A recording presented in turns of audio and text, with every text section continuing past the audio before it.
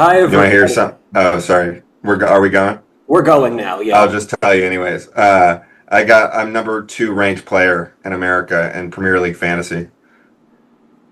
My brother pushed me into making a team last minute, and I just like threw something in, and I got number two in all America. This So is I won't last, but I am the king right now. this is truly impressive, sir. Thank you. I'm glad. This is like when the Portuguese entered the Indian Ocean, where they showed up in a completely distinct field where they had none of the skills, where they had basically built out their skills in a certain situation, entered a different ecosystem and won. Where you, Mm. as like a libertarian schizo, entered the fantasy football space. Right, because I don't watch soccer, so I don't know the players, but Wait, uh, this is soccer? I thought you said okay. that's Premier League, yeah. Oh, okay, cool. I don't follow Which sports. that's a ton of people in those. It's a huge league. It's got What like what what 100 million people. is this? What country is this? It's a global league, so I'm 40 globally, but Huh. number two in the U.S. But Huh. just for this week, I'll be down next week. I'm happy for you. I don't follow sports at all, which was a real nightmare growing up in Philly because in Philly everything is sports. I was ruthlessly mocked when I went to public school for not being in sports. But so this episode is Imperial China, and we're going to cover the period from that where the ancient China episode stops, which is the Han Dynasty, until the arrival of the British with the modern China video. And that's 2,000 years in one of the great Eurasian civilizations. And that may seem unnecessarily long and unfair, and it probably is. However, I'm still going to do it. And the reasoning for that is a big difference between me and other macro historians. A macro historian is like a historian who covers all the different sub periods of history. It's like grand strategy is to strategy what macro historians are to normal history. Grand strategy is playing strategy game is grand strategy is how to manage strategy on top of a series of sub-strategic games. So a grand strategist would like keep track of an entire nation's macro strategy, while a moderate strategist would lead an army, which is still profoundly difficult. But macro history is how basically the different sub-eras of history fit together into a larger narrative of human history. And so most macro historians tend to have either backgrounds in politics, technology, or military history. And I have a background in culture, so I'm a cultural historian, and because my background's in anthropology.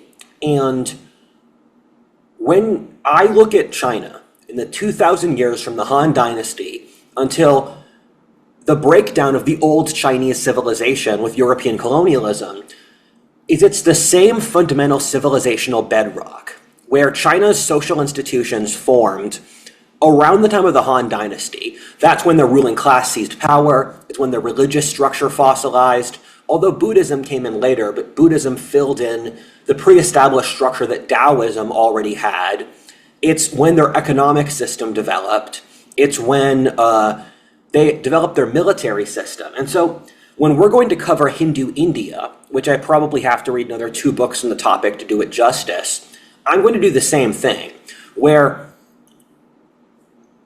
India, Greco-Roman civilization, and China exist on the same broader civilizational trajectory because they're part of civilizational cycle 2. Civilizational cycle 2 is after the Bronze Age collapse until the fall of Rome.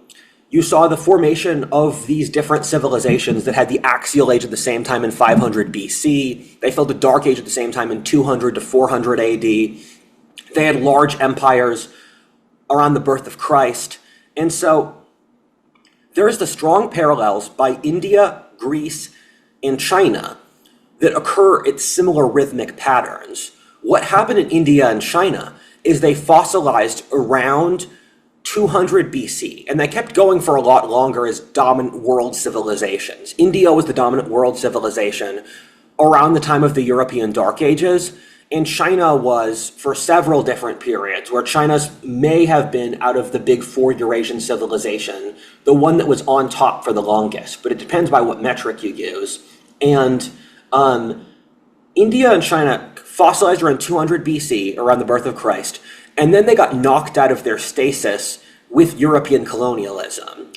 Then, with the western half of Eurasia, that also happened with classical civilization, where in 200 BC, classical civilization also stopped culturally innovating, where the Romans built a great empire, but they were pulling on the Greek precedent. But with the civilizations in the western part of Eurasia, they got destroyed around the time of the fall of Rome, which caused another civilizational cycle. And the reason I feel warranted for covering 2,000 years of Chinese history in a single video is when the cultural bedrock is formed, the thing you are really talking about is the political shifts on top. And there were some economic or religious or those other shifts, but you're looking at a period which has a fundamental unity of character. It's interesting how there's this tendency to get stuck in the bedrock of your cultural developments, like you're talking about Greek and India, and how it's almost as if sometimes you need an outside force to be able to pick up the ball on that and integrate it because you were so tied to the original insight that you're not able to evolve it. I mean, there's ways to evolve within your own society, but it's a interesting dynamic.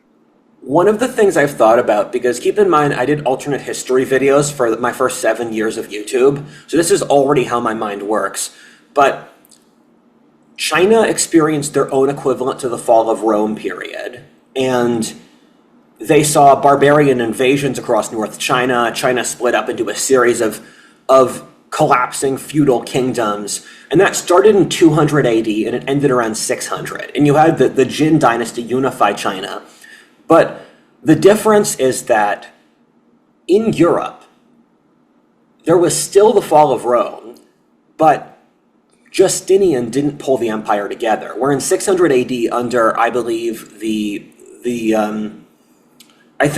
so Chinese history is complicated. You have like 3 different Qin dynasties. You have 3 different Qin dynasties. You have multiple Song dynasties. Because in China, due to Confucianism, naming matters a lot. And so you have to follow the ritual names in Chinese culture in order to maintain sort of religious harmony.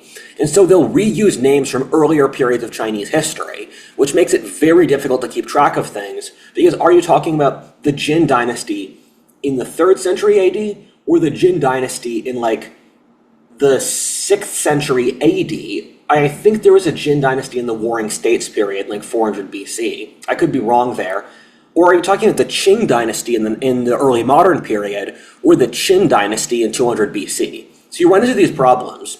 But the Sui dynasty unified China in the 600s, and with that, you saw Justinian attempted it. Because there's this huge school, I wouldn't say huge, it's just me reflecting the intellectual ghettos I exist in. There's an intellectual school of calling the period after the fall of Rome and before Muhammad as late antiquity. Because after Rome fell, you see this continuity of culture among the barbarian kingdoms and the Byzantines. And Justinian was an emperor who nearly reunified the entire Mediterranean.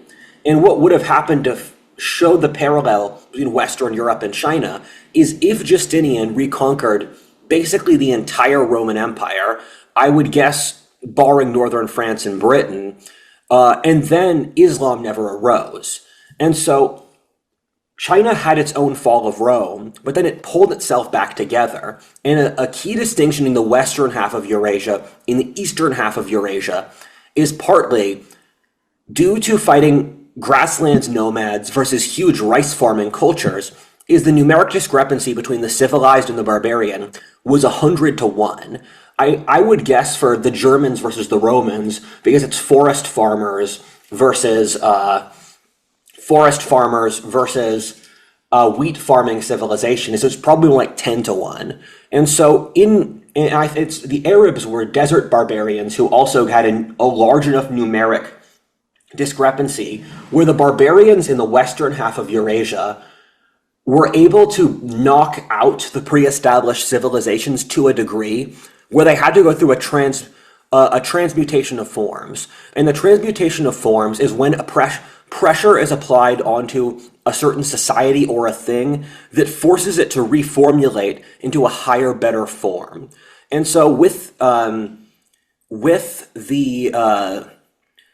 fall of Rome, you saw the rise of Byzantine, Western, and Islamic civilization out of the ashes of classical and Persian and the older civilizations of the Middle East like Egypt and Babylon, while in the East, India and China kept going without real changes. And I've always wondered, due to my alternate history background, where Korea and Japan formed as ethnic identities at the same time as China's version of the fall of Rome.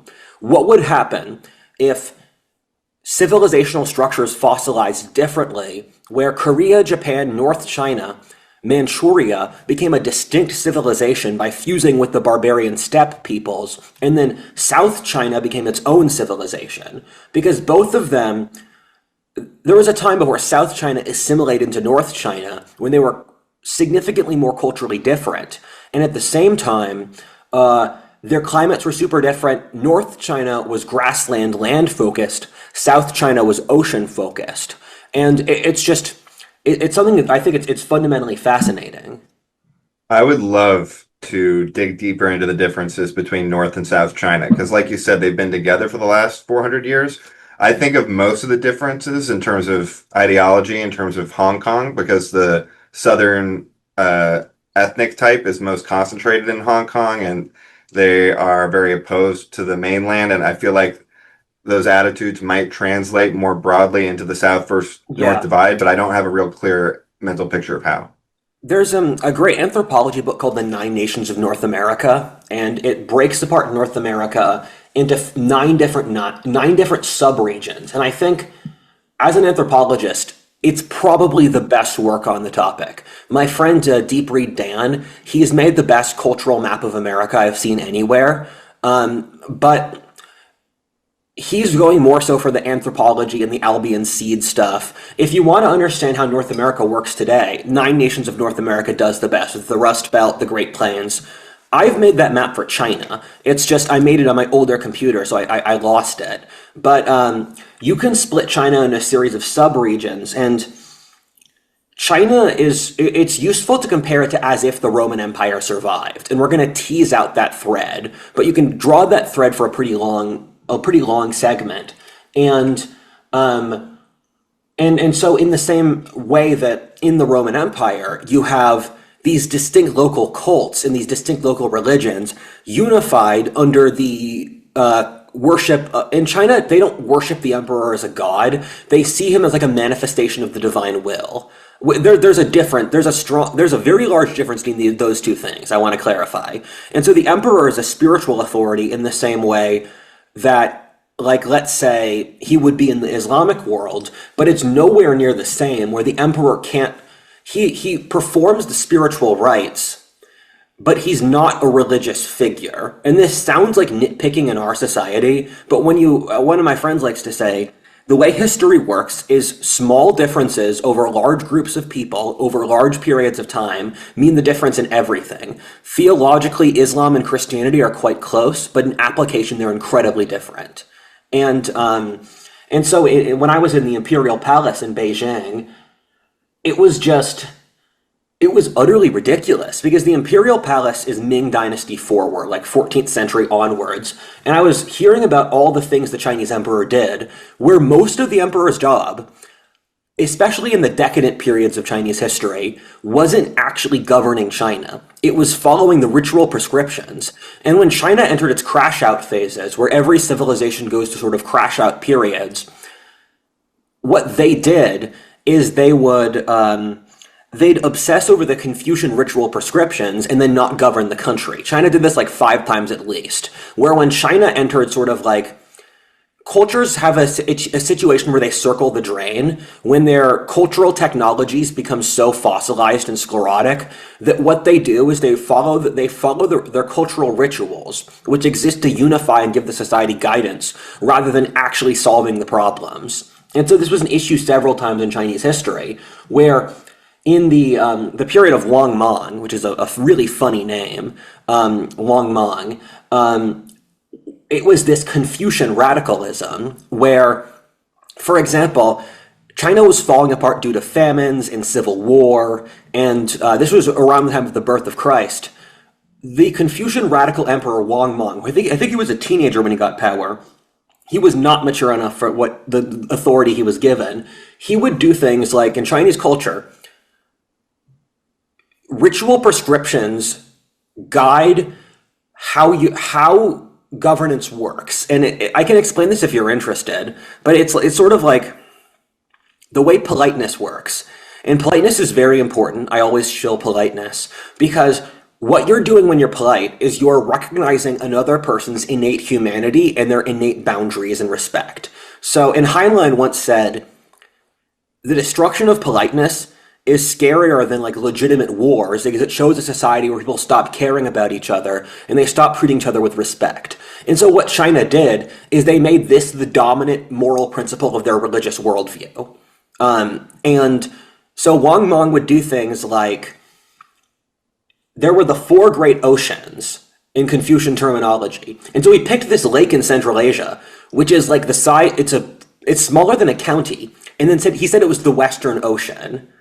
Or he would do things where he would destroy the agricultural system and the pre-established like land-holding nobility who knew how to farm, and then he subdivided it up among these like socialist peasants, which caused mass famine because it was following correct Confucian protocol. Or the emperor was responsible for burning incense all the time, and interestingly, this was a dominant thread of the medieval world economy because they were sourcing their incense, like frankincense and myrrh in the Bible, from Arabia. So the Chinese were importing enormous amounts of incense from Arabia, partly because they just liked incense, partly for these religious purposes. And what China did was it was stuck in these very like autistic ritual prescriptions as their religion, and they couldn't mentally break out of this. And I forgot how this relates to the China's version of the Nine Nations of North America, but I can go to that topic if you have nothing else to say. Yes, we'll figure it out if we go to it. Okay, so for China's Nine Nations of North America, you have China proper, and China proper is about a third of China's geography, and it's the eastern part of the country, where China today is of comparable geographic size to the modern US. It's bigger than America without Alaska, but 2/3 of that is not inhabited by the ethnic Han Chinese. It's inhabited by like sort of nomadic peoples like the Tibetans or the Mongols or the Uyghurs or the Manchus, and over 90% of Chinese live in China proper. And so China has its wild east, which you can split up into different regions, where you have the Tarim Basin, which is where the Uyghurs live. That's a desert. That's the road west. You have Inner Mongolia. You have Tibet, Manchuria, and then the next most easy split for China is north and south. And China inhabits the same latitudes as North America, so that's the best way to sort of mentally understand how China works. And it's basically like the US, but it ends in the steppe instead of the Pacific Ocean. Exactly. That's a good way of putting it. And it would be as if 90+% of America's population was east of Arkansas. So, which it would be if it ended in the steppe instead of the coast. Yes. Or a lot of America is only populated because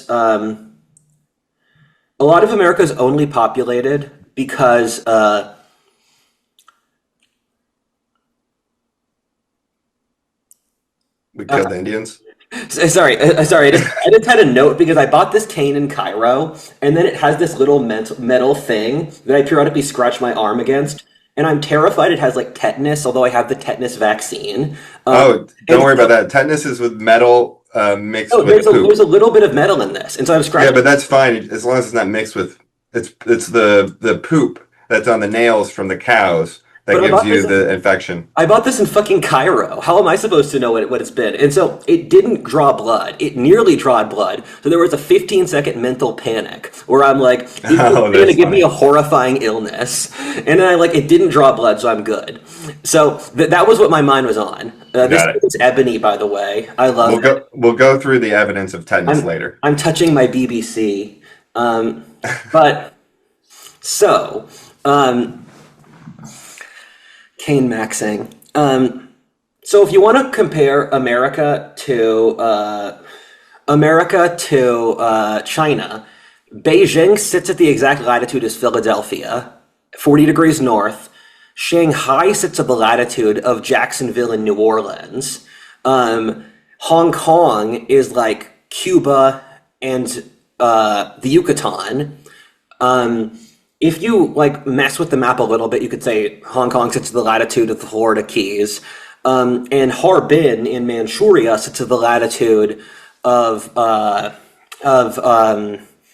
Quebec City. So it's the same latitudes, and the original Chinese nation formed the latitude of sort of Virginia and North Carolina, where Confucius was from Shandong province, and then there was a period of conquest outwards, where China is a conquest society which just did a really good job of assimilating, where it's similar to Rome, and I'm going to say that again and again, where the Italians conquered the entire Mediterranean region, and then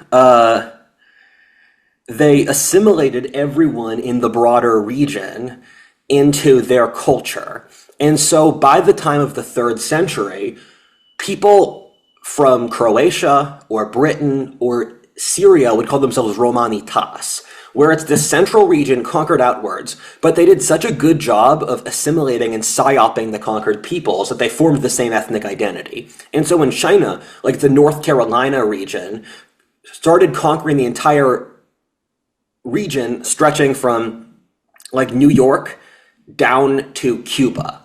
And the northern region was conquered way before the rest, where the conquest of South China was actually deeply impressive, where they did it over a single generation to the Qin Dynasty. And the Qin Dynasty is where we're going to start, where you had the Warring States period, and watch the Ancient China video for more context. The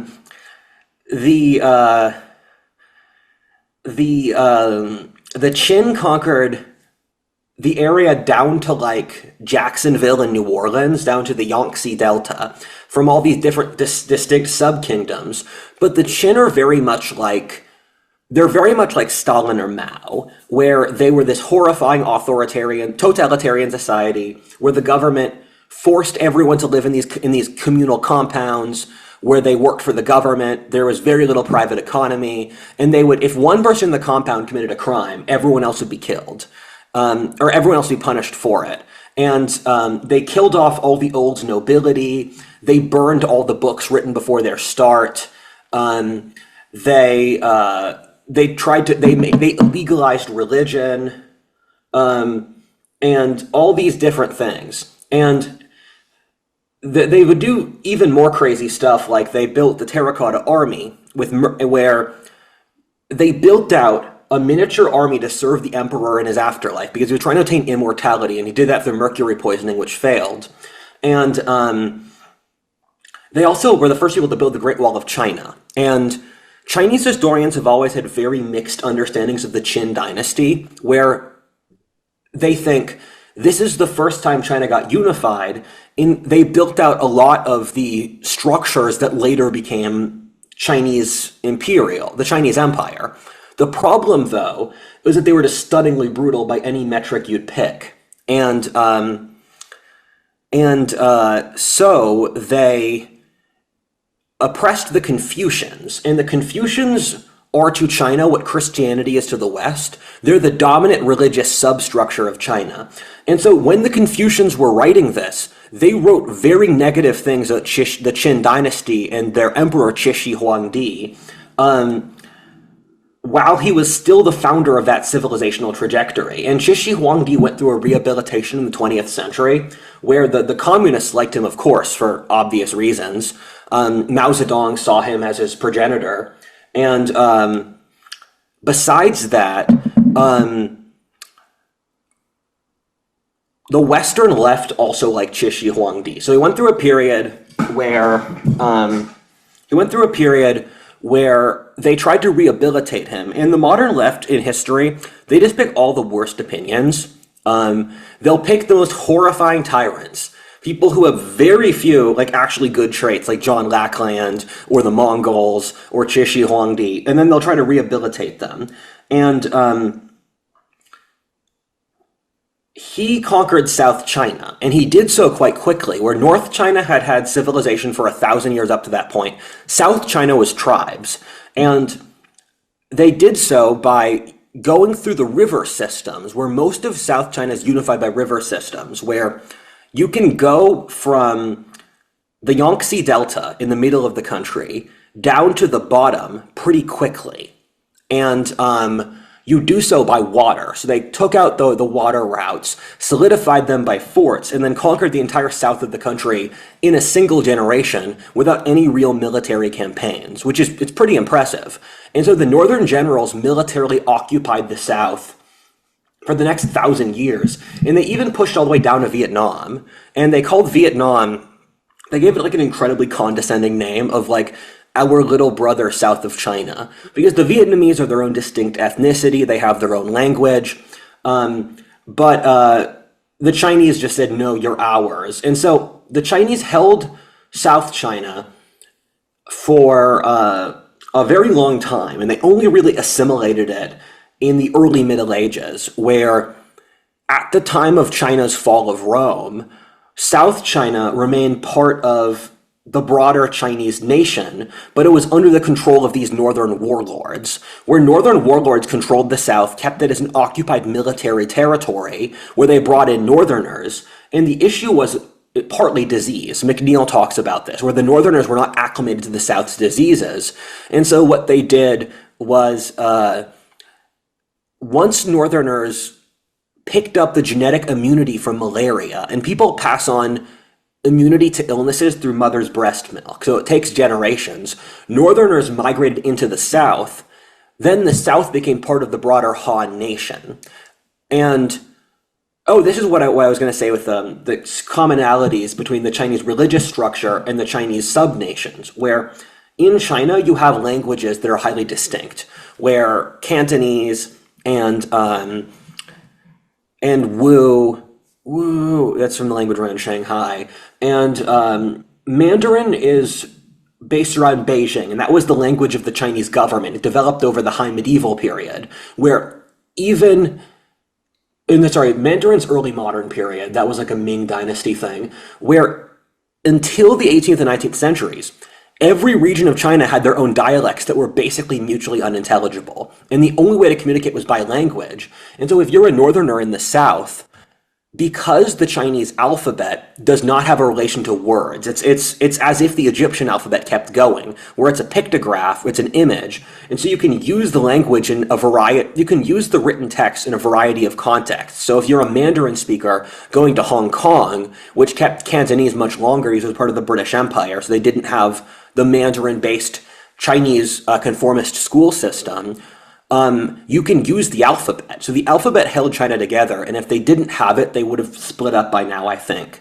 And the cult of the emperor and the shared religions held together these highly distinct languages that are further apart than, let's say, Spanish and French, where it's comparable to if the Roman Empire survived, and you have the shared Roman Empire, but then people evolved into having these sub-languages like French and Spanish and Catalan and those things. And so in China, you have these highly entrenched regional cultures. And as continental-sized empires go, India is the continental-sized country with the most internal cultural difference. Russia is the least. Russia has less cultural internal diversity than America does. And so China is somewhere between, on this axis, Actually, no, Australia is by far the least, but they've got 40 million people. They barely count. And China's somewhere between America and India in cultural diversity, where China is less than the European Union. So there's, in this axis, China has more internal cultural diversity than America does.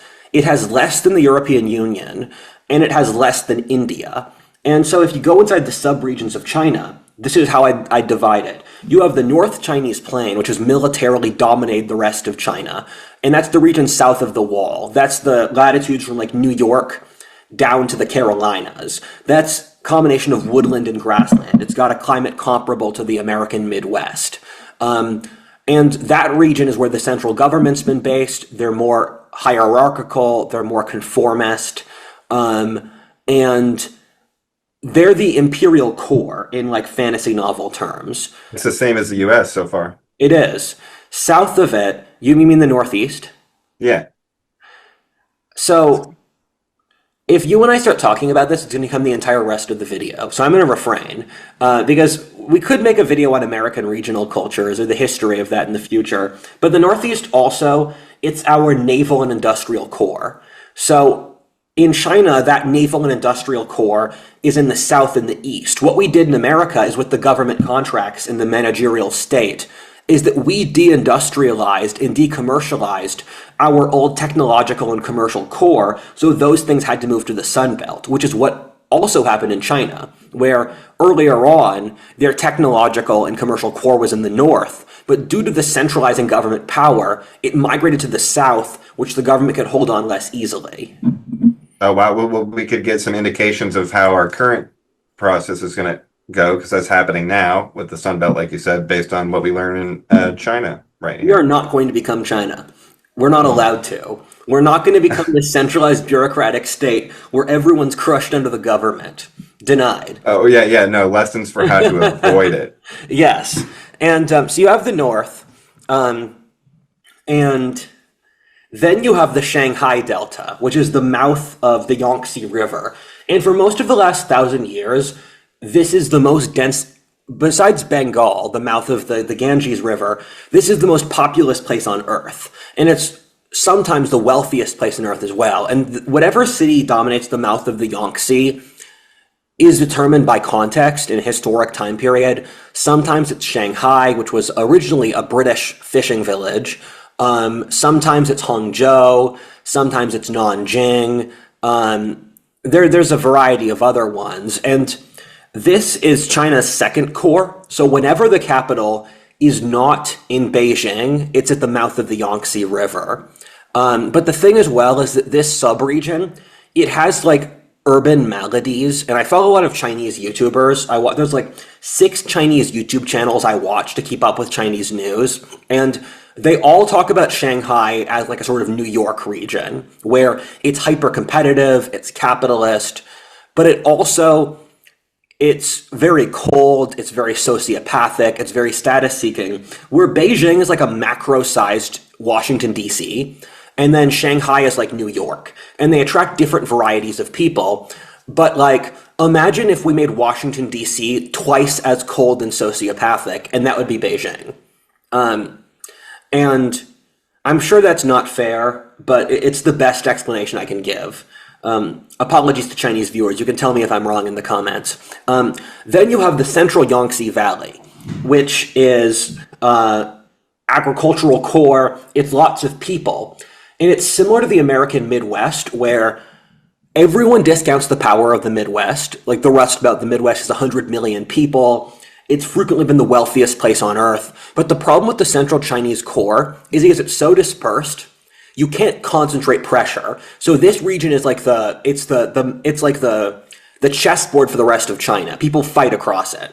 And it can't concentrate power, where in the Northeast, due to the way it works, you'll have very distinct cultures like Philadelphia or Boston or New York or DC, which have very different vibe, completely different culture. Like growing up in Philly, we didn't know anyone from New York or DC because it's that regionally concentrated. And in the Midwest, you'll have Milwaukee, you'll have Chicago, you'll have Detroit, which aren't able to build up regional concentration in the same way because the Midwest is so dispersed. West of that, you have Sichuan, which is an area the size of France. And keep in mind, all of these provinces, or a lot of them, have over 100 million people. So Guangzhou province has nearly 150 million people. I have some stories in China where you can drive for 3 hours straight, look in each direction, and see these enormous skyscrapers that are just, I don't know, 50 stories tall, right next to each other. You'll see like 10 of them, and you'll drive for hours straight. And you just see them for hours upon hours upon hours. And I'm thinking, this is how you have 1 billion people in a country. That's where they live. I mean, it was amazing. Like I've said, the Shanghai to Xi'an train route, almost an unbroken collection of endless gray landscapes. Like when you're in Tokyo on the tower and you see endless gray, and then at night it's all orange light and smokestacks Yeah. is what sticks out at night. But it's a complete ocean of gray. Yeah, it's crazy. Where I've taken high speed railroads in China too, and I've seen that as well, where people forget how empty most of America is. Even the most crowded northeastern states are, the vast majority of them are empty. And in China, it's not like this, where China has the highest population density in the world, especially the eastern third. So you can take transiting cities, you won't see any forest. It's going to be factory.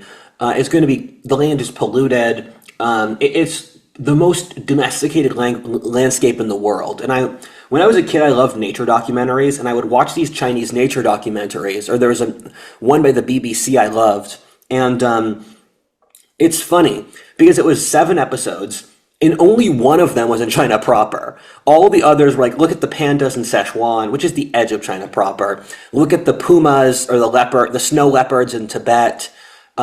This is like the kind of like there's a distinct type of goat that informed like Theseus's golden lamb that lives in Western China. So it's funny that when you look at the human narrative of Chinese history, it's mostly in China proper, but then for the animal wildlife, almost none of it's in China proper. And their one documentary on China proper was like, very few animals live here. There's like 2 Yangtze alligators that are left, and there's like 1 Yangtze dolphin. But it's interesting that at the time of Confucius, or even into the early Christian era, China had rhinoceros in modern Yangtze, the modern Shanghai area. They had the alligators and the dolphins, as we said, in the Yangtze. They had elephants in South China. They had tigers, and tigers are significantly more dangerous than lions. Tigers would just, in India and China, they just wipe out entire villages without the peasants being able to fight back because the peasants weren't armed and they didn't have a martial tradition. So in European folklore, you hear about the monster that kills people, and then some brave knight shows up and kills it. In China, that just doesn't happen. And It's just the monster that wipes out the town. yeah, exactly. And then you have to wait till the emperor, you get the notice from the emperor to kill it, or the emperor sends a guy to kill it. And you had a variety, I'm probably forgetting others too.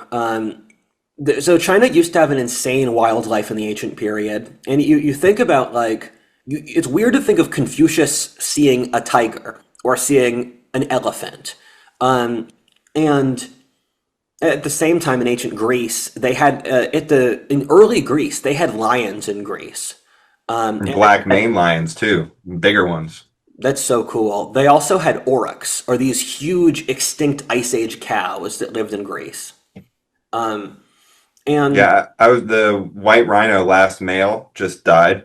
There's 2 females left, yeah, and they have like IVF plans or whatever they're working on. But yeah, it's so frustrating because they banned the trade because they insisted that's the only way to stop it, and they banned farming. But it would have been so easy to farm these white rhinos like they did with the other species and just have thousands and thousands of yeah. them. But they try It's to shut it down. It's heartbreaking. I love animals. One of my passion projects is I want to make like animal preserves in Texas the size of European countries and then put African and world animals in there so that if these countries have issues, if there's a major famine where Africa starves and they kill all of their endangered species, we can still have them in America to make sure they're okay. Exactly. The animal rights people are working harder than anybody else to kill these animals. Like they Yeah. killed the white rhino by getting the trade successfully shut down and by getting by making farming illegal and Yeah. making farming unprofitable because there's no legal market to sell it into.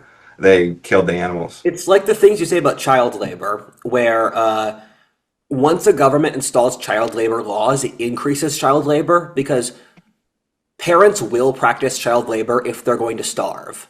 Yeah. And so, if your family's going to starve, they're just going to do illegal child labor. And anthropologically, the second parents can afford not to have child labor, they'll automatically take their kids out of the workforce. And so, for endangered animals, once you get rid of the legal trade, illegal trade pops up. Because if you're a Zambian tribesman and you live in dirt poverty, you don't care at killing the elephant. It means your family's going to eat. Right. So they still get poached, but there's no motivation to farm. Yeah, So, exactly. So, oh yeah, China has also been China is more responsible than any country for the endangerment of those African animals because lots of traditional Chinese medicine involves like crushing up an elephant or a rhino for medicine. well, that was part of the confusing part because they got Yo-Yo Ma to make that illegal in China. Maybe not Yo-Yo Ma, the basketball player. Um, he It's did a big public campaign to Yao make it Ming. illegal.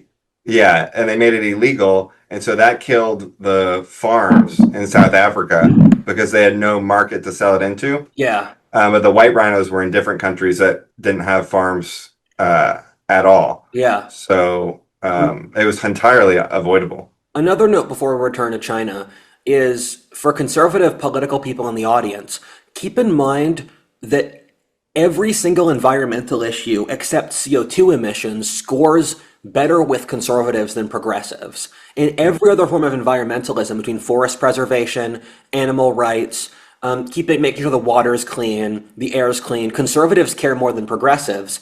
It's just we've coded environmentalism as global warming. So if conservatives want to pick up the issue of environmentalism, it's very easy.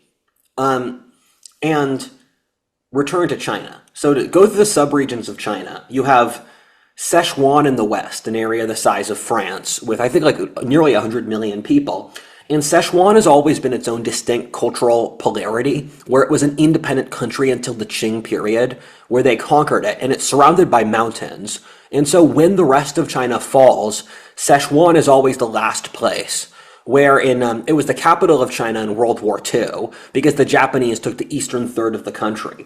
And Sichuan is known as the place in China today with the best work-life balance. It is a highly humid subtropical climate. I went there when I saw the largest statue of Buddha on Earth. The university town where that Buddha statue is, it's my favorite place I've been to in China because it's very peaceful and beautiful. And then you go to the south, and I always think about the area between the Yangtze and the bottom coast because I know there's like hundreds of millions of people there, and I couldn't say a thing about it because it's mountains. But you get to the southern coast, and you have the Guangzhou and you have Fujian, and both of them have their own distinct languages and cultures, but both are the merchant, sort of pirate, like cultural archetype. And so when China's interfaced with the rest of the world, they've done so through Fujian and Guangzhou, and they alternate having advantages over one or the other. In Hong Kong, in Shenzhen, or in Guangzhou, Guangzhou is the place where most of the important Chinese modernist figures were from, because that's where the Europeans had the biggest presence, and it also adapted technology the best, because it's the furthest away from the central government in Beijing. And so Guangzhou's done better in the modern period. In the medieval period, Fujian did better. Taiwan has become functionally an extension of Fujianese culture, where Taiwan was inhabited by these indigenous peoples who were relatives of I believe, the Filipinos, or they're relatives of the Filipinos. And then it got populated by the Han Chinese in the modern period between the 17th century, where the Dutch actually held Taiwan before the Chinese did, which I love to say to throw off Chinese people, because they'll always say Taiwan is Chinese, and I'll say, the Dutch were there first. But Like Hong Kong, it was literally a rock. yes, and I don't mean that as a serious claim. I like fucking with people. Yeah, yeah, yeah. And so Taiwan was populated recently. It's culturally an extension of China nearly completely. And Then you have the bottom coast, and you have Yunnan.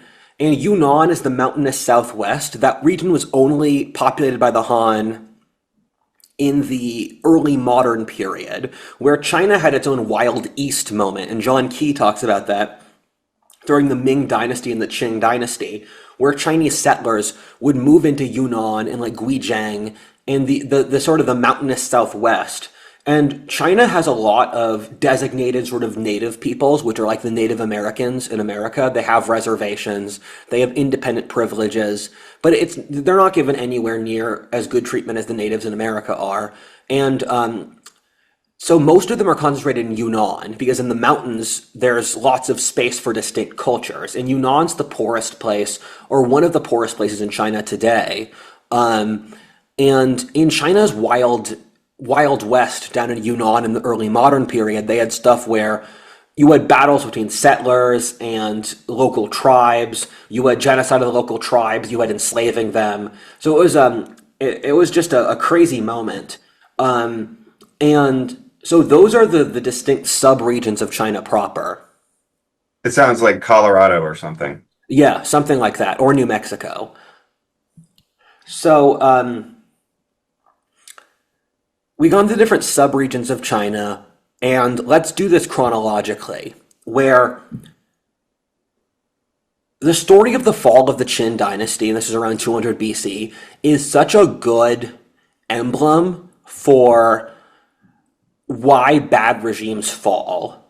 And the Qin Dynasty was used for the rest of Chinese history as a cautionary tale for what the emperor had to avoid. And we spoke about that already, but it started falling when, after the fall of the Qin emperor, there was not the sort of fear to hold the empire together, because Qin Shi Huangdi was a brutal man, and he was capable of just holding the reins really tightly, but his son was not as strong, and they ruled purely through fear, where China's dominant ideology were the legalists.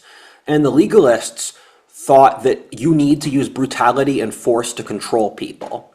And through that, you can basically you can dominate the public, and you should never use carrots, you should only use sticks. And as an example of that, it was very draconian, where they said, we're going to kill you for everything. And so these soldiers had to meet up for a muster spot where China had conscription. And the penalty for arriving late was death. And the soldiers who were walking out, they had flooding in their sub-region. So because they were going to arrive to the muster point late already, they just launched a revolution, because they were dead men anyway. And the Qin were so widely hated that this caused a spark in just warfare where it fell apart. And one of my favorite fantasy novels ever is The Grace of Kings by Ken Liu. And it's sort of a Chinese steampunk version of Game of Thrones, and it's really fun. And it does a pretty good job of explaining this exact time period, where they take all the dynamics from the fall of the Qin Dynasty and the rise of the Han, but then they put it in a fantasy setting. And, for example, there were two rebel leaders. One was this noble warlord, and another was the future Han emperor. And he was a sort of vagrant and peasant who rose up to become emperor, which is actually an archetype in Chinese history. It's happened at least twice, where a homeless man becomes emperor. The start of the Han Dynasty and the start of the Ming Dynasty. The start of the Sung Dynasty also was a peasant rising to emperor, where out of the great four Eurasian civilizations, China is the one that allows social mobility the most, and where class divisions are the weakest. And what happened was that these two commanders, they rebelled against the central monarchy, where the Qin dynasty fell pretty quickly, and these warlords fought each other. And then, as the war continued, they started to become enemies and the two dominant rivals, and then the founder of the Han dynasty murdered his former ally, installing himself as emperor. And the Han dynasty was China's equivalent of the Roman Empire. It was their great central classical civilization, where they reached what would become their greatest geographic extension, in all the future Chinese dynasties were modeled off the Han. And so when you hear about the ethnic Chinese, they are the ethnic Han, in the same way that if the Roman Empire survived, they would have called themselves Romanitas. Like the Romanians tried to. Exactly. Yeah. I am going to go to the bathroom. I will pause and I will return.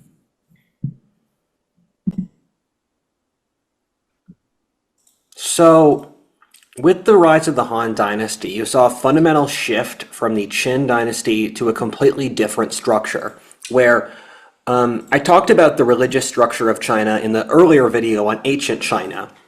So that's already solidified. Watch that video for more context. But China's got this duality between Taoism and Confucianism. And I can compare Confucianism to Christianity because it's the sort of substructure and this operating system of China in the same way that Christianity is the underlying operating system of Western civilization. And you can plug other moral codes on top of Christianity, like science or liberalism or leftism, but it fits inside the Christian framework, where in China, Confucianism is the bedrock. Where China is mostly Confucian, and there are periods that it gets more other religions, but it can't fully stray from Confucianism without losing its character, in the same way that when the West strays from Christianity, the West loses its character. And so the Qin Dynasty, that was under legalism, which was a brief ideology which burnt out because it was just too brutal, where legalism treats people as if they're pawns on a chessboard to be controlled. In legalist texts, I read a primary source about this, where they literally tell the king, do not love your wives and your concubines too much because women make you weak. So you must stay in your masculine frame so that your concubines don't make you weak. Or, like, do not care about the lives of your followers because they don't matter in the grand scheme of things. It's overtly sociopathic. Which To be fair, if you have concubines, it's probably easy to overextend yourself. Exactly. Yeah. A man has only so much virility. He must either put it into his women or put it into his conquests. Or you could just increase your virility. But you can only increase your virility so much. With a rhino horn. Exactly. And so the legalism failed because it was just too overtly brutal, although it did create a lot of the political institutions in like the logic of imperialism, so it operated in the background. Then you have Confucianism, which is respect your social superiors, respect the social contract. Confucianism is not a spiritual worldview. It's more so like liberalism or Marxism, where it's a political ideology where China's ruling class were Confucian-governed bureaucrats. And China had multiple ruling classes we'll talk about, but their predominant one were the bureaucracy, where the West is today governed by bureaucracy. But a key distinction is that in China, they were tested by reading the ancient texts. And that would be as if America's bureaucracy came from Bible study. So it's in some ways closer to the Catholic Church than it is to the modern Western bureaucracies. So they'd study the texts, pass the exam, and then be put into the government. So you have that substructure. And then you have Taoism, which is the Chinese version of alchemy. And it's more chill vibes, and it's going with the flow and mastering nature and accepting the chaotic. And the Han Dynasty was highly Taoist. So they installed a free market economy, which made China very wealthy, and they had a philosophy of governance based around Wu Wei. And Wu Wei is go with the flow, where in the Han Dynasty, they said, the government which governs the least does the best. And the best way to govern is to govern as little as possible. That was a well-established principle in the Han Dynasty. I love how universal these things are. It's like the truth. Yeah, almost as if. Yes. And so the Han Dynasty became one of the wealthiest places in the world in an engine of growth, where they restrained the government so that China could grow out as a sort of pluralist society. And the Han Dynasty extended to China's largest borders historically, where I have three historic Chinas. There's Greater China, which is the Tarim Basin. The Tarim Basin is historic China before the modern period. The furthest west it gets is like modern Kyrgyzstan. The furthest China's ever gotten west is like 100 miles west of its westernmost border today. So the China can take the Tarim Basin. They don't take Tibet. So on the map, Tibet is the area in the southwest of China. It's the highest place on Earth, much like Berkeley University. And it's this high up desert plateau where it's just cold and icy. And the Chinese never took it, partly because the Tibetans were mighty warriors until the Mongol period, when the Mongols killed off their warrior nobility and made them domesticated under the Buddhist priesthood. But also, the Chinese were taking out the Tarim Basin because they were trying to invade west along the Silk Road to reach the connections with Persia and India. And so the Tarim Basin's the western road out to that, and it's a lot of desert, and it was populated by people who were ethnic Europeans at the time called the Tocharians. Watch the Silk Road video if you want more context on that. And the way to see the Chinese expeditions in the Tarim Basin is almost as if America fighting space wars, where we could fight space wars now. It would require such an enormous capital investment that it would be incredibly expensive to do so, and periodically the American voter would get really tired of funding these space wars, but in the broader scheme of things, said space wars would give America enormous strategic and sort of civilizational benefit. So the issue China ran into with these expeditions in the Tarim Basin, which are in the pre-industrial world, non-oceanic travel, it was very hard to do. It was very hard to send wagons thousands of miles by land to take out the Tarim Basin. So what China would do is they'd have a period where they'd colonize it, frequently exert enormous amounts of effort to colonize the region, where today China is currently genociding the Uyghurs and putting the Han Chinese in. But this is like the fifth time China's done it. And each time, the Tarim Basin is one of the most genocided places on Earth because it's in the middle of the map and really isolated. So the Chinese will send settlers. All the settlers will die. A new group migrates in. New group migrates in, kills that group. So it's this constant battlegrounds. But it is interesting where you'll hear stories of there were Chinese colonists who were sent out in the Han Dynasty around the birth of Christ. And then 700 years later, the Tang Dynasty reinvades the region, and they run into these Chinese settlers who are sort of like this science fiction isolated community, where they have all of these cultural mores from 700 years earlier. But they're still identifiably Chinese. Right, like the island off of Virginia, and that still speaks kind of in a more original British accent. But it's so amazing. The whole Eurasia region is insane because it's like a Wild West goes all the way to the end, and then when you get to the end, it goes into another Wild West coming from the other direction. So it must be infinitely hard to get across, especially the middle, which is the most sparse and least habitable. It's important to realize that a big reason that China's held together for so long, and this speaks to a concept historians talk about, where you need to have shared struggle to keep a nation together, is the climactic and civilizational shift from Mongolia to North China is huge, where across the steppe, from west to east, it gets drier and colder and more difficult to live in. So the Mongols were the most barbaric and the most primal of any of the nomadic peoples.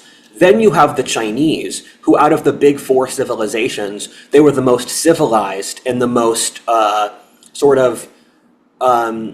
they were the most civilized and the most tempered by their own civilizational trajectory out of any people. And that's not purely a good thing. What I mean by that is that in China, the government and the civilization gained such power that they destroyed the religion, they destroyed the military, they destroyed a lot of these very different things. And so you're pitting together one of the most savage barbarian peoples right next to one of the most basically cultured and civilized peoples, which is why the Mongols kept on conquering China.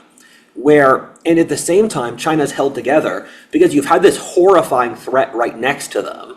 And so they've had to keep together as a civilization to fight off the nomads of Mongolia, where the Chinese state first unified at the same time as they were fighting the Xuannu barbarians, or the ancestors of the Huns, who had this confederacy across Mongolia, stretching across the plains over 1,000 miles.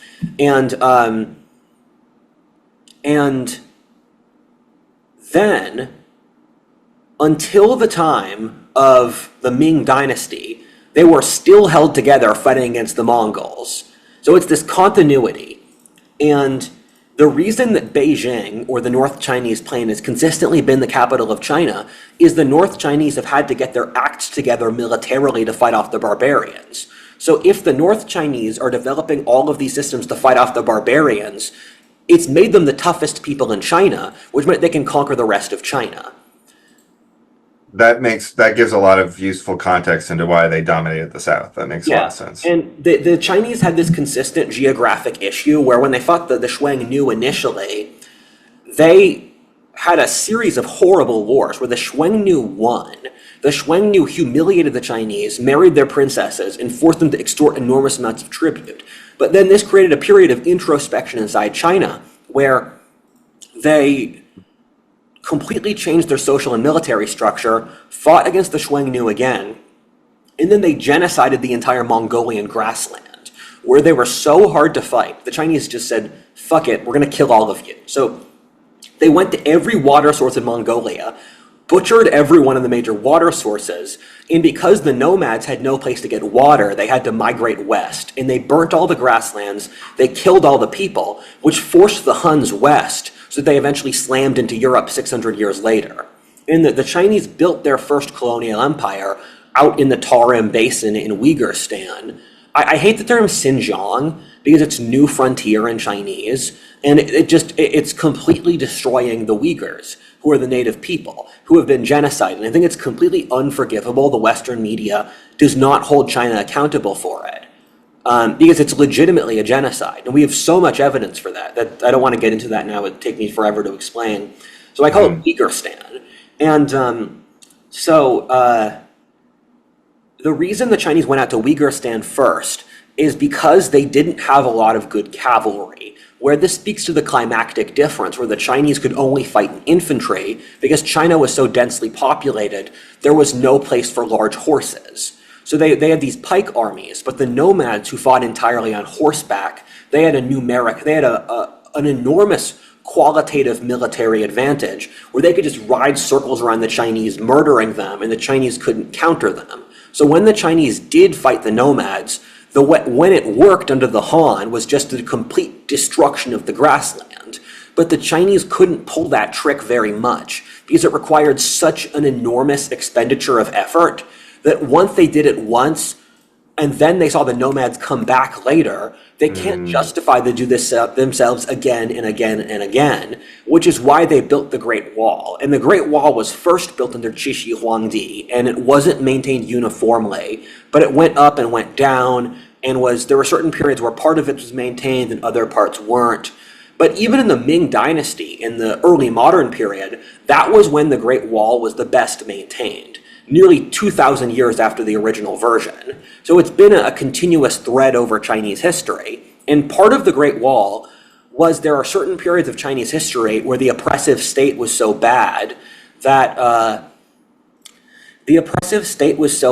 people would flee out to the grasslands to escape the government. So in the early medieval period, the Great Wall was built to keep the Chinese in more than to fight the barbarians out, which is one of those interesting dynamics you keep seeing in history once you get a certain level of skill that you wouldn't notice in the beginning.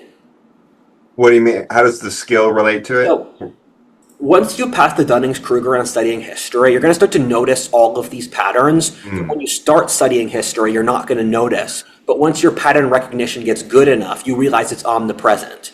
And so one of the patterns you keep finding in history is the pull of barbarism is often stronger than the pull of civilization. So there are certain eras of history where people willingly choose to become barbarians because being a barbarian is better than being civilized. It happened in the period of the fall of Rome. It happened in Southeast Asia as a continuous thread. A lot of the white people in colonial America chose to become Native Americans because that was a better lifestyle. So there's the pull of barbarism as a better way of life is a consistent thread, and the barbarians consistently beat the civilized peoples. Another thread is the omnipresence of religion and mysticism in affecting development. When you start studying history, you don't notice it, but once you pass Dunning-Kruger, you realize religion is such an important element of how history works that to not study religion is kind of mad. Or you start to notice how much disease affects history. When you start studying history, you notice the pattern, you notice the basal patterns like politics or technology. And then once you get deeper into history, there are certain variables that are incredibly powerful that no one tells you about when you start studying the discipline. Right, like the philosophical and religious currents, like all Yeah. the stuff that really helps you track it through another Yes. overriding layer. So you have the front against the barbarians, and they go through China proper. The Tarim Basin, the Chinese held it into the Han. They regained it under the Tang Dynasty. And then that was the last time the Han pushed out there. So there were two periods when China was strongest, when they could project power out to like Kazakhstan and Kyrgyzstan. But it was like their version of the moon landing. They could do it as stunts when they had a really good social structure, but they normally didn't have the energy and the will.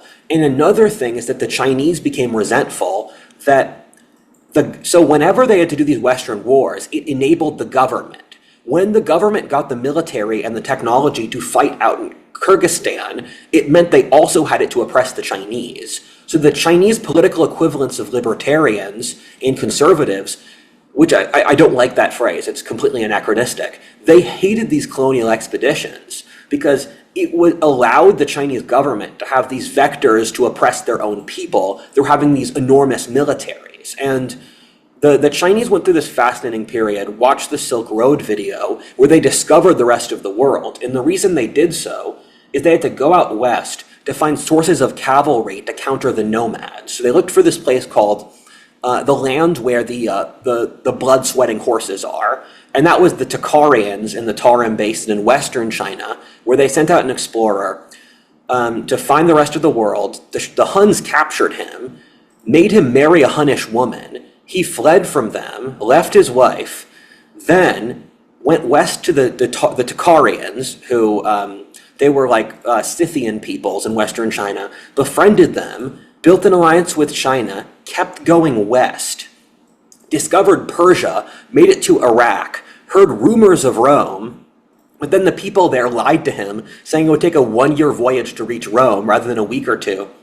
So he never reached Rome. But this one guy, around 150 BC, he was the first person who realized China is not the only civilization in the world. So it's the historic equivalent of discovering multiple alien planets. It's the historic equivalent of a space opera. And he met a lot of Greeks because the year before he reached Afghanistan, the Greek kingdom of Afghanistan had lost out to the Sakai people, or a variety of Scythians. So it's interesting that you see this trajectory a lot where a Roman army, which was captured by the Parthian Persians, were used as mercenaries to fight against China. The Chinese captured them, put them in a village in western China. Or under the reign of Marcus Aurelius, there were Roman sailors who made it to the Chinese capital in the North Chinese plain. So I'm not giving this topic justice because it doesn't really relate to China's imperial trajectory in itself, but there's this whole fascinating thread of how China related to the Silk Road and how they discovered the existence of the rest of the world. Everybody loves a crossover episode. Exactly.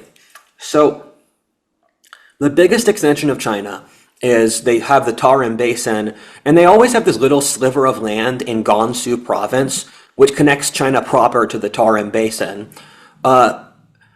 Then China has practically never held Inner Mongolia. That's a modern thing. Under the Tang Dynasty, they got the grasslands to submit to them, but it wasn't. The Tang, they could get the Mongols to basically pledge fealty, but the Chinese had real issues on the overt grassland. Then the Chinese held northern Korea a lot, and the Chinese taught the Koreans how to have government and political system, where in a lot of cases, Korea parrots China's social and government system more than China itself. Korea is more conformist, it's more bureaucratic, it's more Confucian than China itself is. Why did Korea get like the concentrated version of So China? this is a really common anthropological principle. It's almost a law in itself that colonial peoples or peoples on the fringe will end up taking cultural trajectories from the cultural interior more so than the cultural interior. So in a lot of ways, in practically every anthropological metric, America is more culturally English than England is. Because when the English migrated to America, they were separated from the European context, so their English traits sort of concentrated. Or Russia is the concentration of a trajectory which sort of existed in medieval Europe, that being the absolutist. Russia took on the trajectories of the Mongol Empire and then concentrated them on an industrialized society in a way the Mongols could not. And so when you're dealing with Korea, and keep in mind in the year 1600, China had 120 million people, and Korea had 1 to 2 million. So when you're operating on that much smaller a scale, it's much easier to concentrate institutions. And maintain a consistent Yes. trajectory. And Korea's consistently been a Chinese feudatory. The Chinese haven't been able to conquer it because Korea was frankly poor enough it wasn't worthwhile. And on top of it, the Koreans were just tough fighters. There were 2 or 3 times where Koreans defeated Chinese armies 4 times their size. One of which was in the Sui Wars, where the Chinese, it was the Eastern equivalent of the Greco-Persian Wars, where the Chinese sent a huge army out to Korea, which got crushed. And this is one of the founding moments of Korean nationalism, because that war is what helped build the Korean nation. So in the Tang or the Han Dynasty, the Chinese held the northern part of Korea, while the south was independent. And then the Chinese also held Vietnam from before the birth of Christ, where they conquered a kingdom called the Dong-Song, which is a funny name, until 1000 AD, when Vietnam finally declared independence. And after then, Vietnam fought off 27 Chinese invasions and won all of them. So we shouldn't be too sad that we lost in Vietnam, because they have a lot of practice. Much like the Koreans, the Vietnamese are really tough. It sounds a little bit like England, Scotland, where they're kind of occupying / invading them Yeah. at will for thousands of years, but always having trouble like fully occupying them. Yeah, it's comparable to Canada as well, where Vietnam is the only Confucian Southeast Asian country. The rest of them pull more so from the Islamic or the Indian tradition. And like Canada, Canada is it's an extension of America, but its identity is around not being an extension of America. This is another really weird anthropological thing that happens, where because Vietnam's entire identity was fighting off the Chinese invasions, they took on all of these Chinese elements to oppose China. So they took in the Chinese bureaucratic system, their Confucian, their language is Chinese derived, all these distinct things. Where in Canada, because their identity is not being American, because they're in opposition to America, they take on all these American attributes. Yeah, makes sense. So what time period are we in now? We're not doing times. Oh, got it. We're in the So four. we're going to we got sidetracked in the Han Dynasty. Got it. And so there's 3 Chinas geographically. The first one is the Greater China, which manifested under the Han and the Tang Dynasty, or around the time of Christ and the 700 AD. The second one is China proper, which we spoke about. That's the 1/3 eastern part of the country where the Chinese live. China was concentrated in China proper for most of this period. I would say in the Chinese Dark Ages, China was split up among China proper, the Qing Dynasty, the Ming Dynasty, and then the third China is the weakest, when the Chinese can only hold South China. And that happened parts of the Chinese Dark Age, later Qing Dynasty, where barbarians take the north and the ethnic Han survive in the south. And these were periods which caused South China to exceed North China. When South China beats North China, it's because the North's been conquered by barbarians, either in the 13th century or in the Dark Age period, where Northerners would flee to the South and then introduce technology and culture, and these were profound periods of cultural transfer inside China, because because you saw this huge demographic move, and it's very comparable to the move recently in America from the north to the south, which is we know so many people in Texas who are from the north who migrated down south because the north basically had its own barbarian invasions. Yeah, ideological and Yeah. globalist in Yeah. nature. And so then and I guess we'll get to this, but I'm curious to see how, when that prosperity moved to the south, South China, Sun Belt China, how did the North either maintain or retake control, even though the South remained more prosperous? So one of the history books I shill a lot, Lincoln Payne's Sea and Civilization, makes a very interesting point.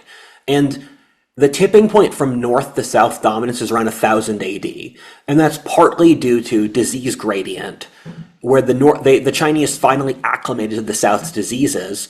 And it's also partly due to the economic and mercantile shift of the High Middle Ages, which you saw in Europe, where in the High Middle Ages, North Europe surpassed South Europe due to shifts in plow design, which meant that the North Europeans could exploit their lands in a way they weren't before. And in China, it was the introduction of a new variety of rice agriculture, which allowed having multiple iterations of rice farming a year.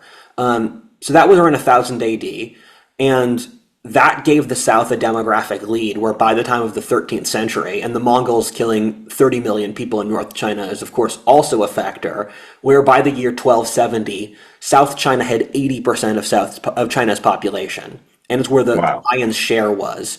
And so the other thing is that North China was focused on the steppe and fighting the land barbarians. So the Tang and the Han Dynasty, who were the ones who conquered out into the grasslands, they were North China based. After 1000 AD, China becomes an ocean-facing civilization, where around 800, you saw Persian communities and Persian traders in Guangzhou.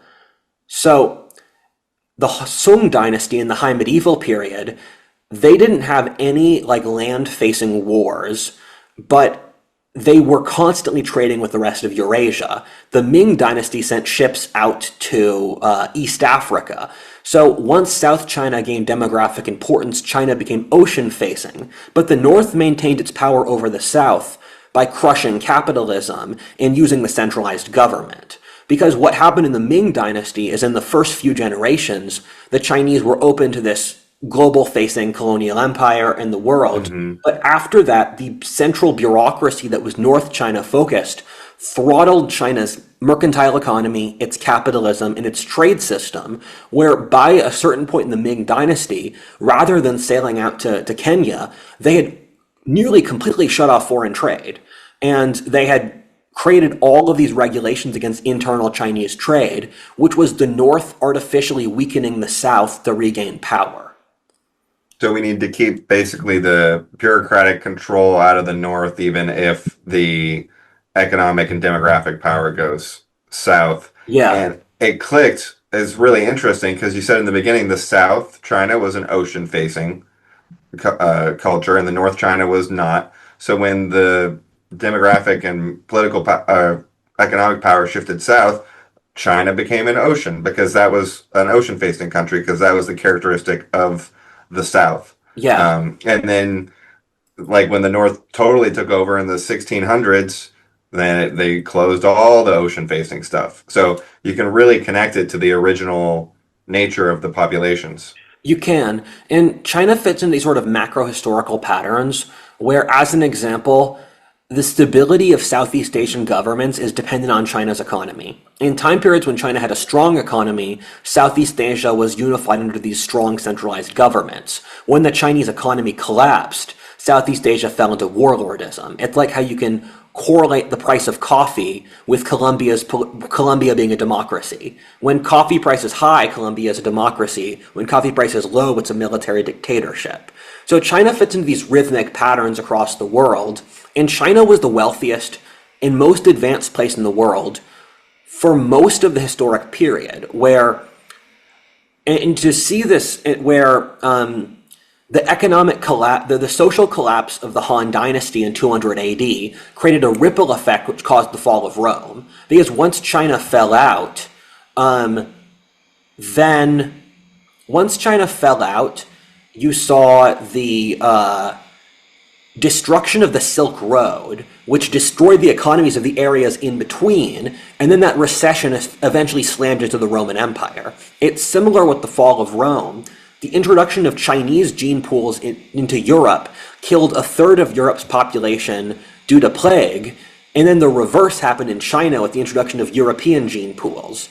Alternately, the economic crisis from the 30 Years' War caused the fall of the Ming Dynasty, because by the time of the 17th century, the Chinese were dependent on European gold and silver. So when the Spanish economy fell apart, China couldn't maintain their internal gold and silver markets. I love how our largest battles are fought between microbes and viruses. We're not even aware of Yes. it. And You can make a little epic about it yeah, in a miniature animated world. the Black Death too. The Black Death started in Yunnan and then spread to Europe. And it's interesting where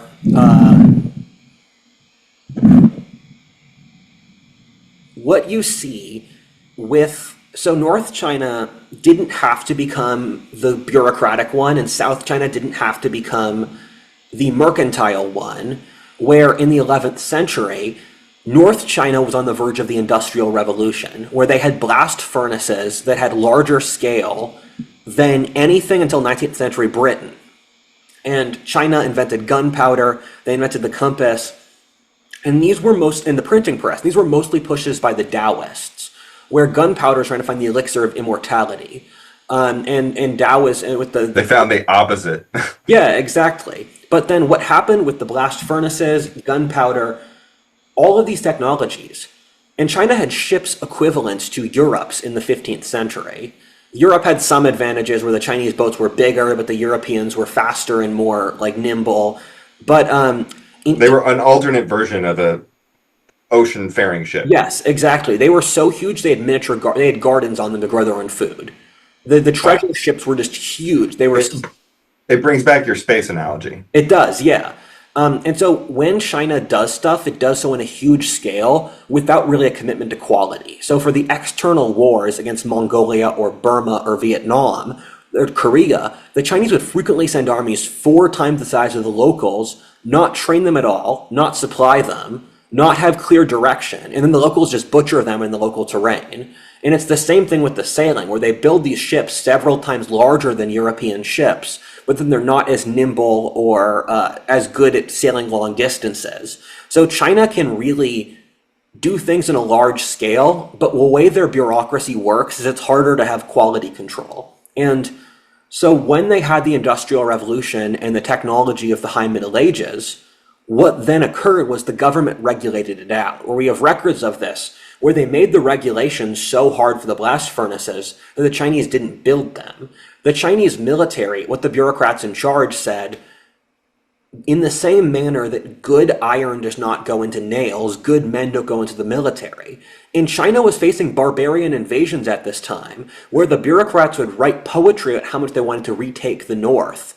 But then they didn't actually fund the military to do so. And so China had all of these opportunities to break through to the next level, but their bureaucracy always handicapped them because Confucius was an arch conservative, where he was writing in 500 BC, and he was trying to go back to 500 years earlier. He would memorize the rituals of the early Zhou dynasty, which had a better social structure because China was in social collapse. Then he would imitate them. So Chinese culture was only looking backwards, and because China was the great power of their region, they had no incentive to change.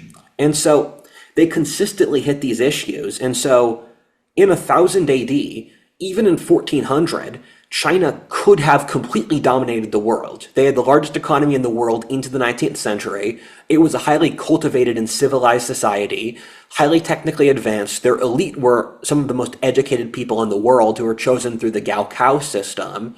But because their government and their bureaucracy handicapped them, they were incapable of doing so and they stagnated. Two things I can think of with the blast furnaces is when they discovered the ability to have that kind of level of productive capacity, I'm sure they were immediately aware of all the implications. That Yeah. if that blast furnace technology spread throughout China, it might have some implications around their control of the manufacture of weapons. Yes. And so they want to stay in control of their blast furnaces, so they regulate the other ones out, keep a nice monopoly. And then the part about the good Chinese man should aspire to what, poetry or something, Uh, and not the lower base yes. fighting, is exactly how we were like all good American. We don't use this exact phrasing, but all good American kids with a good future and good parents go to college, and the Yeah. trades, which are happen to be really high in demand, just like the military was in demand then, get ignored as not the ideal thing that the ultimate American should do Yeah. or something. I wanted to be an entrepreneur when I was in high school, and I got so much crap from school where everyone told me I had to go to college. Now everyone I know who went to college is just utterly screwed, where it's the same system. And in China, their ideal of masculinity was to study letters and to study Confucianism. But the problem with that ideal of masculinity is you can't fight the fucking Mongols. And so your society gets conquered. And past 1000 AD, with the Neo-Confucian Renaissance, China could never really fight offensive wars again, where there were three ruling classes in China. There were the bureaucracy, the eunuchs, and the nobility. And the bureaucracy won, and let's go through each of them, where the bureaucracy formed initially in the Han Dynasty, and they were founded off Confucian principles, where they would have tests where people would study the classics. And if you were past your test enough, you would be promoted through the government system. And this initially worked out well because they were studying for broader knowledge and critical thinking. And so in the 12th century, in the medieval period, these ruling bureaucrats were people who were polymaths, who would make intellectual breakthroughs in a variety of fields. But in the early 14th century, with the rise of the authoritarian Ming Dynasty, they structured it in a highly controlled way, where you had to write the essays on very specific topics they chose, you had to write it in a very specific style, you had to write it in a very specific everything, so there was no space for creativity. And that's when China stopped being a forward-facing power. So they selected their class through these highly, autistic controlled methods, which didn't make the best quality men. And that became an issue. So the thing with the Confucian bureaucracy is their benefit was they could maintain Chinese civilization, where if China never had this institution, they just wouldn't have survived. And they also had one of the most humane systems of governance in all of Eurasia, where Chinese enlightened despotism was something that just was better than Islam or India or Russia, because Confucianism built in these moral structures so that it was very easy to prevent it from devolving into tyranny. So Confucianism is hyper-conservative strategy, and that worked because China was the sun of their area. China already had all the cards in their favor, so they didn't really have to play aggressively. And so that's why they went Confucian. It ultimately made them too conservative to change and throttled their development. So that was the first thing, the Confucian bureaucracy. And China's a clan structure. The clan determines everything in China. Your parents determine who you marry. They determine who you work with. They determine how you're taught. And China is ruled by these paterfamilias, or a single grandfather, who has total authoritarian control over the entire extended family who live in a shared compound. In South China, they have these walled fortress family compounds. And that also informs the Chinese political structure, which is highly authoritarian, where they treat human life with contempt, where China will happily kill hundreds of thousands or millions of people in wars. But families would invest in generations to have one of their children pass the bureaucratic test. He would hoard money for it, invest it back in the family to train their children to do so. So you have these family lines which consistently pass the tests. And they would sort of have understandings that this family has good enough blood, they'll consistently pass people who can make the tests. But there was social mobility, and the Chinese have prized themselves continually on having high social mobility, and it's It's frankly remarkable. China had the Gaokao bureaucratic system for thousands of years, even until today, and it did not become more corrupt and degenerate. It's like the Catholic Church. It's held together by the sense of like moral, spiritual, central direction. That's what I was thinking of how long it lasted, because this sounds exactly how, not many people could go to university, and then Yeah, the families that did, if you went to university in the 60s and then your kid didn't, that's like, whoa, really going backwards.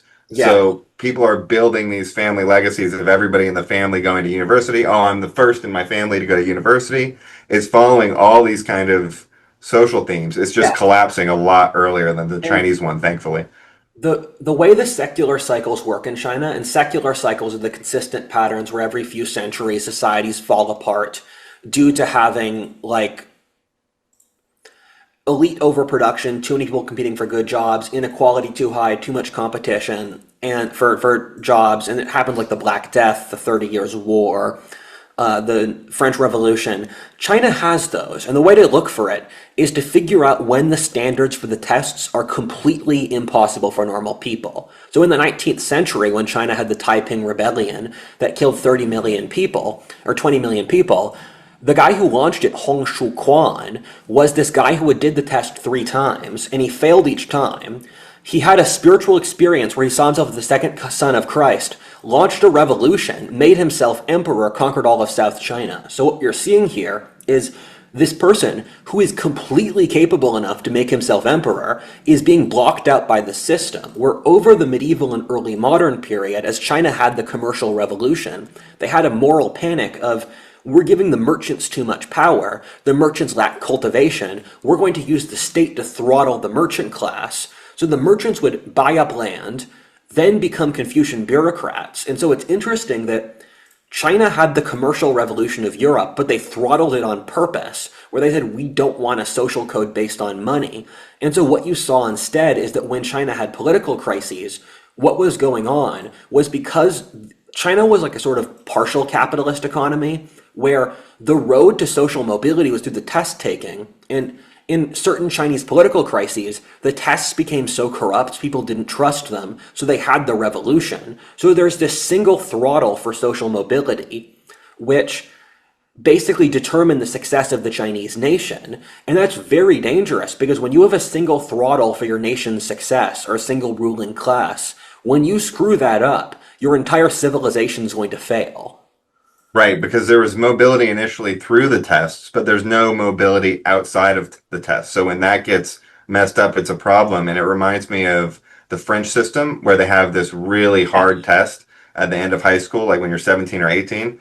And it just feels like it's getting harder and harder. And people talk about how hard it is. And it determines your entire college opportunities, because they have a restricted number of university spots, because it's public. Yeah. It's not like everybody can be an art major.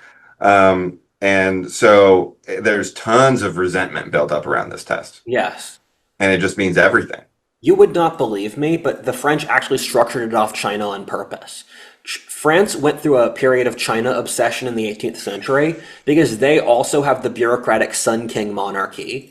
And it caused the French Frogs. Revolution. Exactly. Unbelievable. Yes, it's cringe. And so you have the bureaucracy who eventually got a throttle on China, especially after the Neo-Confucian Renaissance of the 11th century. The second are the eunuchs, who I just do not like these people, if I'm being perfectly honest. When you look at the eunuchs, they're guys who have their testicles cut off, because in China, the clan controls everything. And so because of that, in order to have people who can trust for the government, you have to cut their testicles off so that they won't have children and favor their children.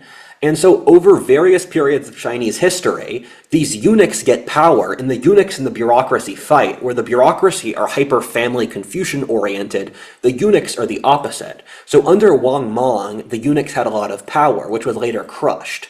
So the government would introduce the eunuchs in, they fight with the Confucians, and the eunuchs suck because they have no balls, literally. it's just constant like harem court infighting, where the eunuchs don't care at all the survival of the country. They're constantly infighting. They have no masculine virility. And it's just like, and the eunuchs were finally crushed by the Confucians, that they were this consistent force of just court harem politics serving the interests of the emperor. And in the 15th century, the eunuchs had a lot of power, which was there. China had this political crisis relating to like some weird bullshit about like the emperor not following the correct customs, and then the eunuchs pushed that when the Confucians crushed the eunuchs. But the eunuchs are this undercurrent in Chinese history. Did they have any redeeming qualities? Because I was thinking of them like the hyper-productive career gay stereotype. No, eunuchs have no redeeming qualities except that they're not going to have kids, which is I'm just trying to find a way to rank them above the bureaucracy. That's my no, agenda. no. Damn. Okay. So the third group is the nobility, and the nobility, like the Han Dynasty, had a warrior nobility, which they used to fight against the barbarians. And China's gone in and out of warrior nobility in socialist phases. The Han went through a socialist phase. The Tang went through a socialist phase. And the warrior nobility grew a lot stronger due to the nomadic barbarians, where when China had its fall of Rome, all this nomad blood went into North China, and they actually became the founders of a lot of China's ruling dynasties. The Tang Dynasty, China's greatest dynasty, had lots of Turkic barbarian blood. And so the nobility, they were Buddhists because they didn't like the Confucian bureaucracy. So Buddhism was strongest in China in the medieval period because it was brought in before the Dark Age, early modern period, before the Neo-Confucian Renaissance of the 11th century, because this nomadic barbarian Buddhist elite made it popular. And the Buddhists were actually the people who pushed capitalism, where the Buddhist monasteries, they were the banks of China, and they were the industrial centers. And Buddhism's interesting, where it fulfills a role similar to Taoism, and it kind of goes in and out. It was big in the Middle Ages, a lot of the big political movements. There was a rebellion in the 12th century that killed like 1 million people by the Messianic Buddhists. The Buddhists fought, they were the people who launched the revolt against the Mongol Empire in the 14th century. But then Buddhism ultimately got crushed by the rise of Neo-Confucianism with the bureaucracy, where it's an undercurrent to China that never fully attained dominance. And the nobility pushed for China to be a military authority.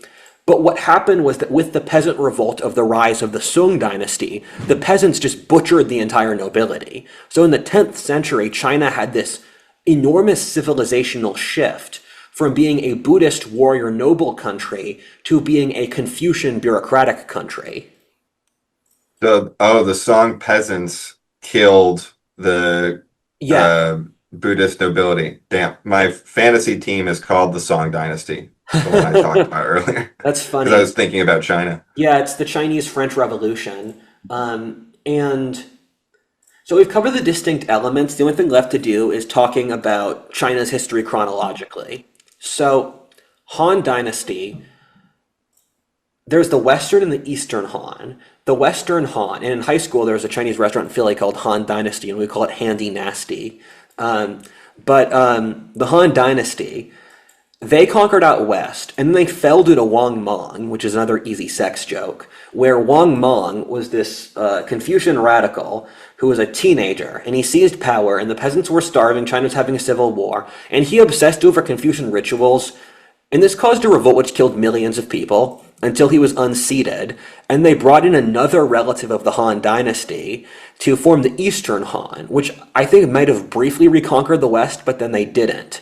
And the Eastern Han held together for 200 years. They fell apart.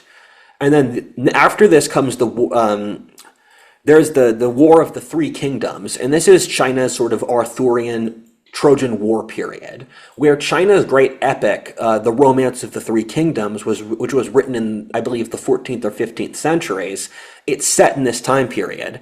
And I saw this Chinese movie called Red Cliff, which is this 6-hour heroic epic about this time period, and it's a high budget movie. It's got a lot of stunts, but it's a not very good movie. The storytelling isn't good. It's like it lacks class. So it's a lot of cool battles, but it's ridiculous stuff like jumping over the other side's armies in their pike formation, or singular heroes killing hundreds of men, those sorts of things. And I saw it with my dad in high school, and my dad would constantly mock the scene where one of the heroes is this sensitive guy who births a horse to show how caring he is. And my father just uses this as a joke, like, why don't you just birth a horse? To show because it's you can clearly see the authors are putting it in to like Uh-huh. sort of bait the female audience because he's this handsome guy who's cultured and he just births a horse in the middle of the story with no relation to the rest of the plot. But Right, like holding a baby, etc. exactly, yeah. And so that was the vision of three kingdoms where the empire fell apart because the Han had grown degenerate, and the warlord Cao Cao seized control of North China. And it's widely disputed in China whether Cao Cao was the good guy or the villain, or if he's like on his villain arc. Because he was sort of brutal warlord, but he had some good elements and he wanted to unify China for the greater good. And in the Romance of the Three Kingdoms, which was written by a South Chinese guy, the heroes are the two southern kingdoms, which are fighting against the north. And they had this battle over the Yangtze River where the south beat the north, and there's lots of heroism and manliness and love and all those things. Good plot points.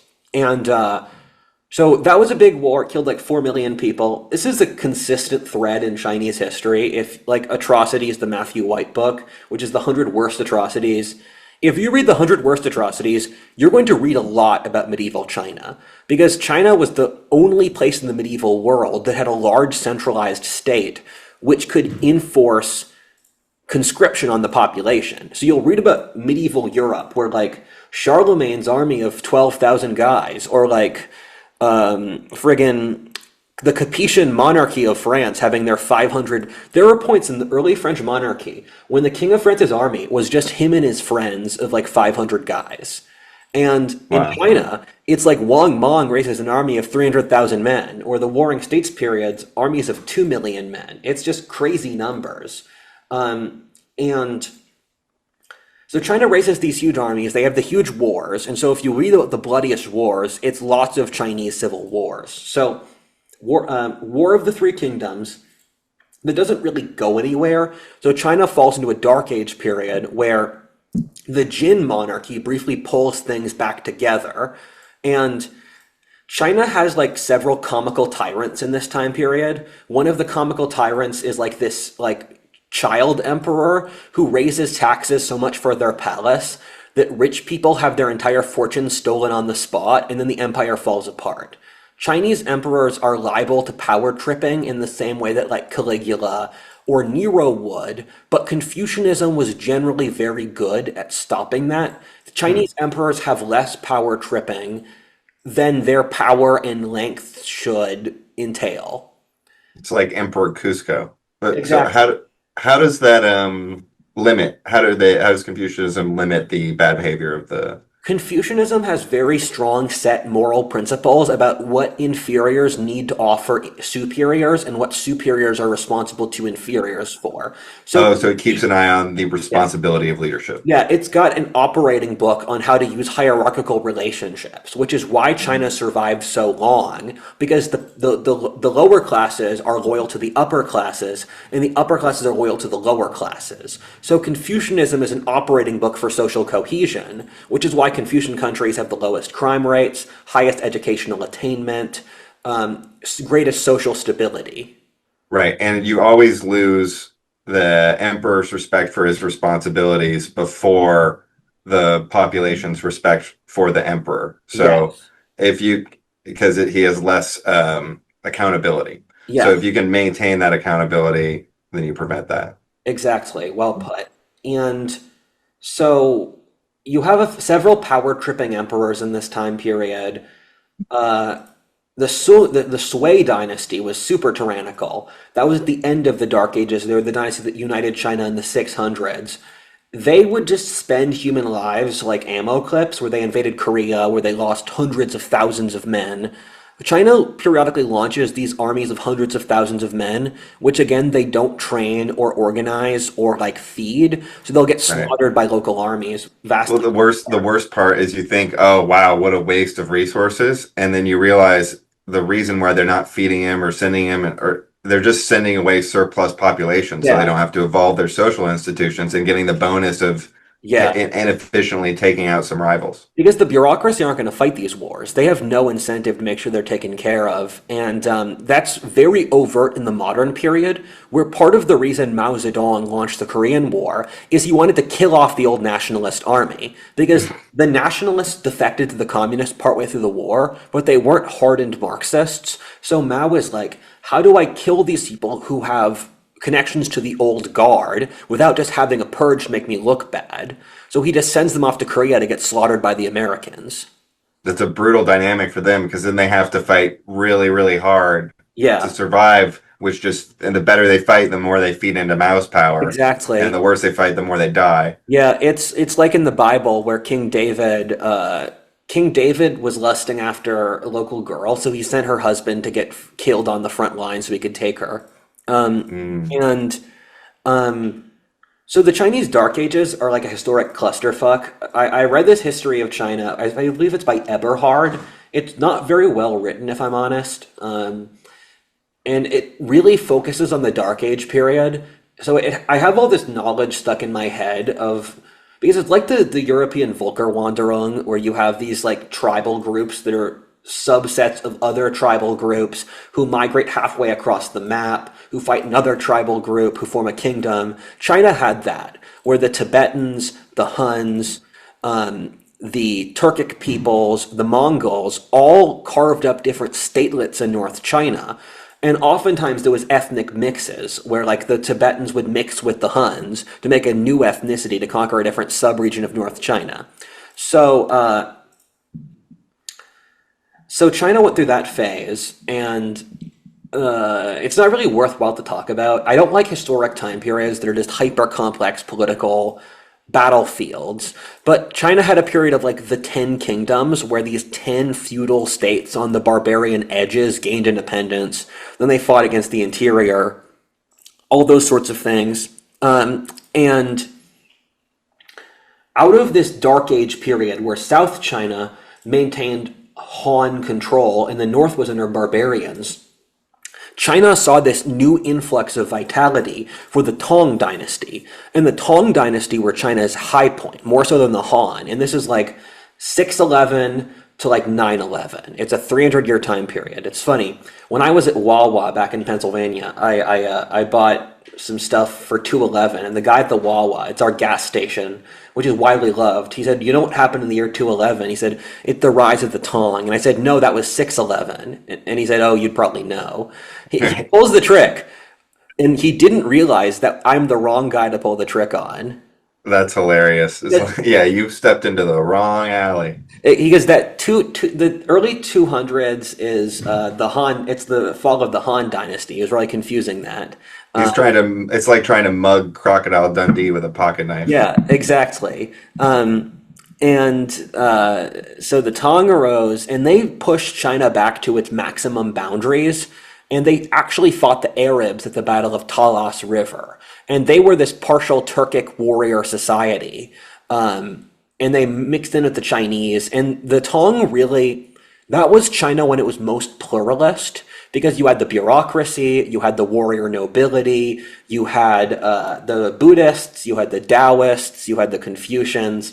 And China was a multicultural society. You had huge Muslim quarters in Xi'an, you had Persian communities in Guangzhou, and we even have records of them making racist jokes where they're like, "Find me a poor Persian," because the Persians were the merchant class. Or "Find me an honest Arab," where we have like their ethnic stereotypes from medieval China.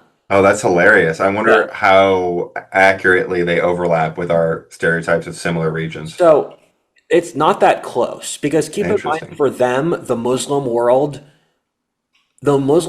was competitive, if not wealthier and more advanced than China. So they saw the Muslims as these merchant wealthy ethnicities the way we would see the Jews. And they saw the Central Asians as virile. So lots of peoples that modern Westerners would not see as advanced or like cultured, they saw through that lens. Right, especially because of the people they were interacting with. Yeah. Um, And it was said that Xi'an, the capital, which is a wonderful city, I've been there, was like, it was Paris, it was Rome, it was New York, it was a it's world city. beautiful. Oh, I've The been. architecture. Yeah, oh yeah, I went all over, saw all the buildings like a speed run. Yeah. And it's just beautiful, like Turkish, Indian, mosque, Yeah. weird mixed kind of things of buildings that were built a long time ago. And you have this undercurrent of Muslims in China, which you see in Xi'an, um, and they were called the Hui, where the Chinese Muslims were so assimilated into Chinese culture that they were initially seen as a distinct ethnic group, but they're not really anymore. And there's a Shanxi restaurant in Philly, which I love. Philly's Chinatown is big enough that like you could there's a restaurant for the Wu region, there's a restaurant for Hong Kong, there's a restaurant for Shanxi, that stuff. Um, I love Xi'an. It's one of my favorite cities in China. Really interesting architecture, like kind of Yeah. square, tall buildings with a lot of layers inside, with like a lot of Yeah. small, narrow walkways at different levels, and kind of Indian style walls or Yeah. ladder or Yeah, I shutters that are carved with the small patterns. it was an extension of this Central Asian civilization that kind of had potential, but it didn't go anywhere. Where you had, especially see it for Christians, where there was this Central Asian Christian civilization which stretched from Syria out to Western China, and they had their own architecture, they had their own philosophy, their own culture that just got nuked by Islam. But if Mm. Islam hadn't arisen, I think it could have developed their own trajectory that would be comparable to any other world civilization. And so there also were Christians in China. And there were even like messianic, in ancient medieval China, you had like messianic monotheistic cults arise that would launch these big revolts that are clearly derivatives of the monotheistic religions in Western Eurasia. But so Tang Dynasty multicultural, but then the Tang fell partly due to the Lushan Rebellion, which is one of the bloodiest wars in history, where China had grown reliant on these Central Asian generals to hold the frontier because they were the people with the skills to hold against the nomads. They hired certain nomads to fight other nomads. Where at the start of their empires, the Chinese could convince their own people to fight on the frontiers. But for both the end of the Han and the Tang, they become reliant on these nomadic peoples where one of their top generals was a Sogdian, or an ethnic Persian from modern Uzbekistan, called An Lushan, and he was the general on the northeastern frontier against the Manchus and the Mongols. And there's a lot of weird stories here. This is in the 8th century, where, for example, it was widely known that he was having an affair with the emperor's most beautiful concubine, but he was also so overweight, and she would had a fetish where she dressed him up as a child in the Roman court and a baby. Is there nothing new? Yes, there's nothing new under the sun, as the Bible says. And so the emperor got suspicious. The emperor didn't like the affair. He also didn't like that An Lushan was like positioning himself to be emperor because he was buddies with all the nomadic generals that China was dependent on. And so the emperor invited him down to the capital, where China, before Beijing became the capital in the high medieval period, uh, their western capital was Xi'an, which is at sort of the mouth of the valley that leads out to Sichuan. And the eastern capital is at Laoyang. So when China felt insecure, they put the capital at Xi'an. When they felt secure, they put it in Laoyang, in the middle of the plain. And Hmm. so I believe the capital was at, I forget which one it was. I think, I don't know, man. I forget which it was at the time. They alternate so much. But he invited them to the capital. An Lushan got his armies from the north and then just burned the capital instead rather than appearing at the court, which started a multi-generational civil war, which killed 20 million people, more than World War One in the 8th century, which is impressive.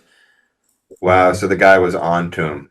Yeah, yeah, and this war was absolutely brutal. I mean, of course, it killed like I think it killed like a third to half of it killed like China had 60 million people at the time, so it killed a third of the population. And after generations, the native Chinese won against the nomads. But as a crazy story, An Lushan was murdered by assassins, but he was so fat that it took forever to claw through his fat to murder him in his tent. So we just heard him screaming forever in his tent because they couldn't cut through the fat fast enough. Wow. Well, that's why most of the successful gladiators were a little bit fat, unlike the Yeah. movies where they're shredded, because if you're fat, you can take sword hits before it cuts the muscle. Yeah. We should give that to the body positive activists as their new talking point. And so by the end of the war, the sons of the guys who started the war were the guys commanding both because it took so long. But the Tang won and they pulled themselves together, but they were never able to do the same sort of military conquest they did before because they didn't trust the nomadic peoples because they had betrayed the Chinese nation. And so this was the final point that the ethnic Han started launching these wide-scale wars outside China. And after like 150 years, the Tang Dynasty finally fell, and the rise of the Sung Dynasty was this huge transformation where China had its own French Revolution, where they butchered the entire nomadic nobility, they killed the Buddhist ruling class, and then there was the Neo-Confucian Renaissance, which we've spoken about a few times already. It was the switch towards the bureaucracy and social conservatism and those things. And I think out of all the events in the last 1,000 years, the Neo-Confucian Renaissance is the most important event in China for the reasons we spoke about. And this is the Renaissance after the 30% of the 900 AD, population was murdered. 900 to 1,000. And Then, if it directly follows this period where a third of the yes. population was killed. So that's 750. Then the Neo-Confucian Renaissance was 900 to 1,000. Okay, so it took a bit. Yeah. But the key is that the Mongol side lost that war. Yes. And then 900 until the Mongols was the Sung Dynasty, which was stunningly wealthy, period of capitalism in connection to the rest of the world. And like there are stories that Chinese women stopped learning how to cook because there were so many restaurants they could get takeout at. Uh, Right. and the Sung dynasty was really good on the sort of soft stuff, but they couldn't fight militarily because the Confucian bureaucrats didn't know how to fight. And so they faced this military threat where first under I believe, the Khitan or the Kittens, Meow Meow, and then followed by the Jin, no, the Khitans and the Liao people. The north of China was conquered by barbarians, and this is when we're talking about the Chinese writing poetry at how much they wanted to defeat the barbarians while not funding the military, where the north of China was conquered by these barbarians from Manchuria and Mongolia, and Gansu province, the connector to western China, was taken over by the Tibetan Tongut peoples, where the Tibetans had several large-scale empires, which basically conquered out, where the Tibetans even sacked the capital a few times in the Dark Age period, where they had their own empires, which were rivals to China several times, before the Mhm. Mongols killed off Tibet's ruling class. And so the South Sung kept going, the rise of these barbarian kingdoms, and this is when Beijing became the capital of China. And then come the Mongols. Watch one of our recent videos where Genghis Khan firstly butchered a majority of North China's population, where China had like 100 million people. Genghis Khan killed most of North China, and he secured that region, utterly destroying it, where they had to convince the Mongols to not kill all the Chinese because they would make more money by having them farm. And the south of China was more saved because they were conquered 2 generations in by Kublai Khan. And by that point, the Mongols had really chilled out, and the Mongols had to shift out their strategy towards land and ocean warfare using boats and Chinese conscripts to conquer the south of China because the Sung had built out these huge fortifications. And the Mongols had only held all of China for something like 80 years. And after the horrors, which really traumatized the Chinese, the Mongols held it down with the Pax Mongolica, which connected China to the rest of the world, which is when Marco Polo was in China. And the Black Death is what killed the Mongol control on China in the 14th century, where it killed more Mongols than it did the local Chinese. And this actually was a pioneering moment in gunpowder warfare, where the local Chinese used flamethrower tactics to fight the Mongols. And and in again one of the bloodiest wars in history, the Chinese drove the Mongols out, and it's the same mechanism as well to the fall of the Han, where this vagrant Zhu, I think he was Zhu Yuanzhang, he was working with another bandit warlord, and in Chinese history you'll read about bandits, where bandits will control a lot of territory and they'll become warlords, and that always puzzled me as I'm thinking, if a bandit has enough territory, he's just a warlord. And apparently, in Chinese terminology, if you're a warlord, they just call you a bandit. So when they're talking about like the bandit armies, they're really talking about independent warlords. And so they first drove out the Mongols, then they fought against each other at the huge lake battle of Poyang before Zhu Yongzhang took over all of China, installing the ethnic Han Ming monarchy, which was this horrifying authoritarian state where the government, you needed papers to leave your hometown, they crushed the capitalist economy, the bureaucracy to assess your position in society was done by highly controlled and autistic methods, and China became a closed society under the Ming Dynasty, where although it was a period of wealth and power, China continued its trajectory of social conservatism and lack of innovation, which would ultimately do them in. It's funny that they called them bandits. It shows the Chinese real strict adherence to like credentialism Yes. because they're more about the official channel, the title, rather than the quality or Yeah.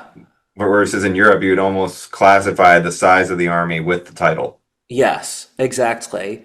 However, although if you get to seize the title of emperor, you get to be emperor, where three different times peasants or vagrants rose to become emperor. So once you get the title, you get the title. You have to literally rewrite the entire book of what classifies you as what to Yeah, make it. It's like it's all or nothing. exactly.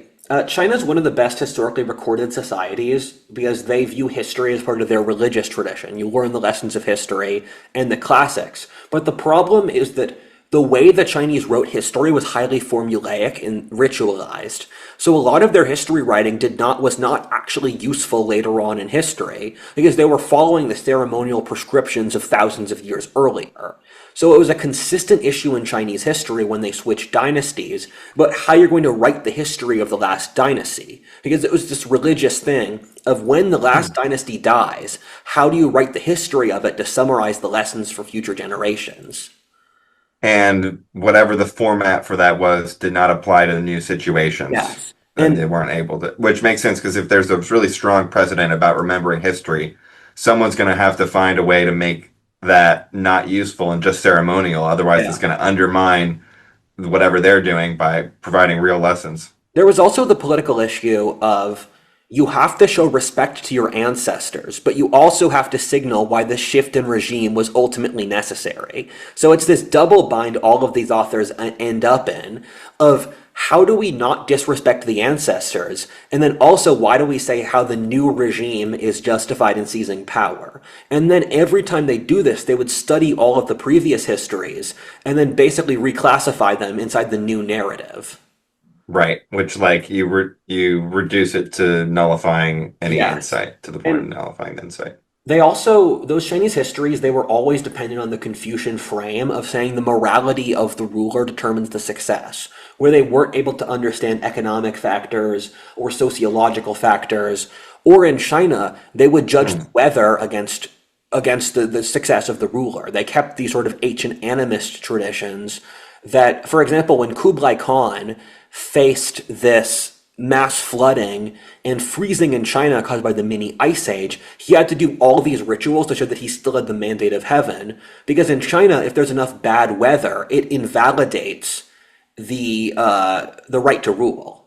Right. Well, that's not a great lens, but the other one is not the worst lens in terms of how good is the person, Yeah. because if you can't figure out any other patterns that they're latching onto, somebody who has um, certain characteristic traits, not just like caring about people, but like a balance of wisdom and different traits, is going to be more likely to fall on something Yeah. that might be a little bit better. It's But they're not tracking what they're falling on actually is something specific that has a distinct reason for being different. Yeah.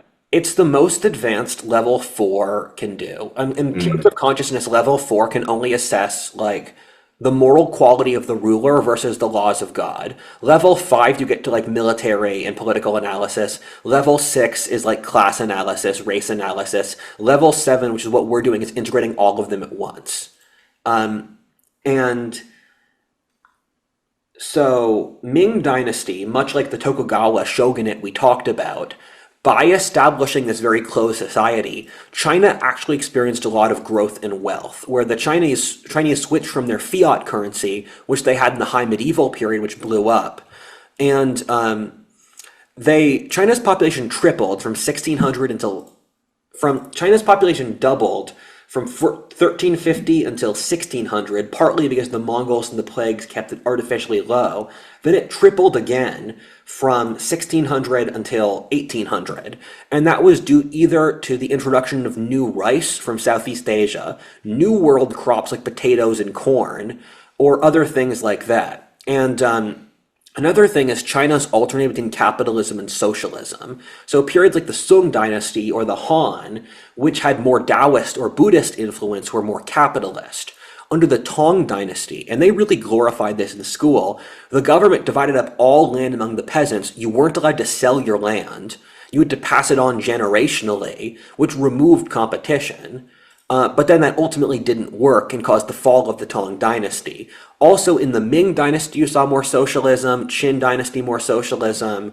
And so in China, there's this constant polarity between the government enforcing socialism, which causes decay, or capitalism, which causes the entrenchment of wealthy nobility in oligopolistic interests, which then the government uses envy to crush the ruling nobility so the bureaucracy doesn't lose power. And that's their way of kind of like sustaining the bureaucracy till the Yes. next.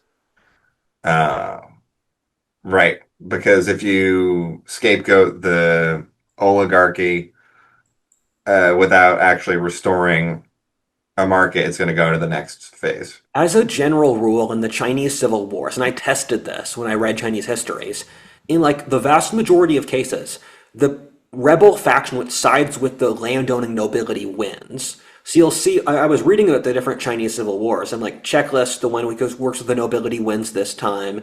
Checklist, it's true again and again. And these lines aren't super distinguished, where you would buy up this noble land and then you would use it to funnel into the bureaucracy. Where if you were a successful merchant in China, you would try to become a bureaucrat ASAP. So you try to buy up land, leave your trade, so your son doesn't have the merchant stain. But in Chinese society, they still kept track of it. So they'd track how many generations had occurred since your family had been forced to touch money.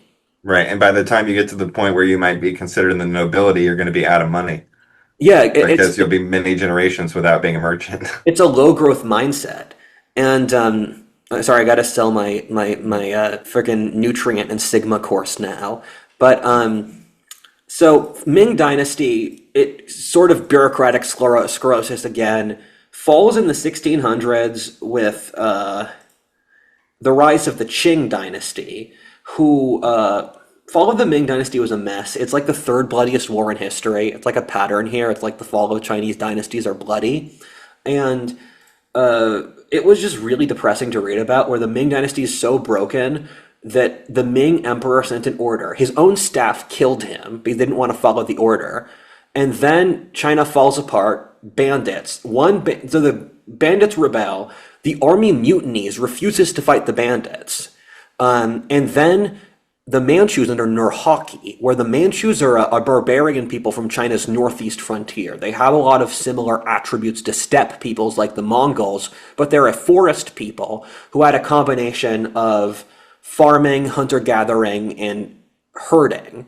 And they had conquered Mongolia and had a very powerful dynasty under Nurhaki, Nurhaki had as many children as Genghis Khan did, which is quite an impressive accomplishment. He's in the top 10 most successful, Oh, wow. yeah, one of That's the, from that period. yeah, one of the most successful male like genealogies in history.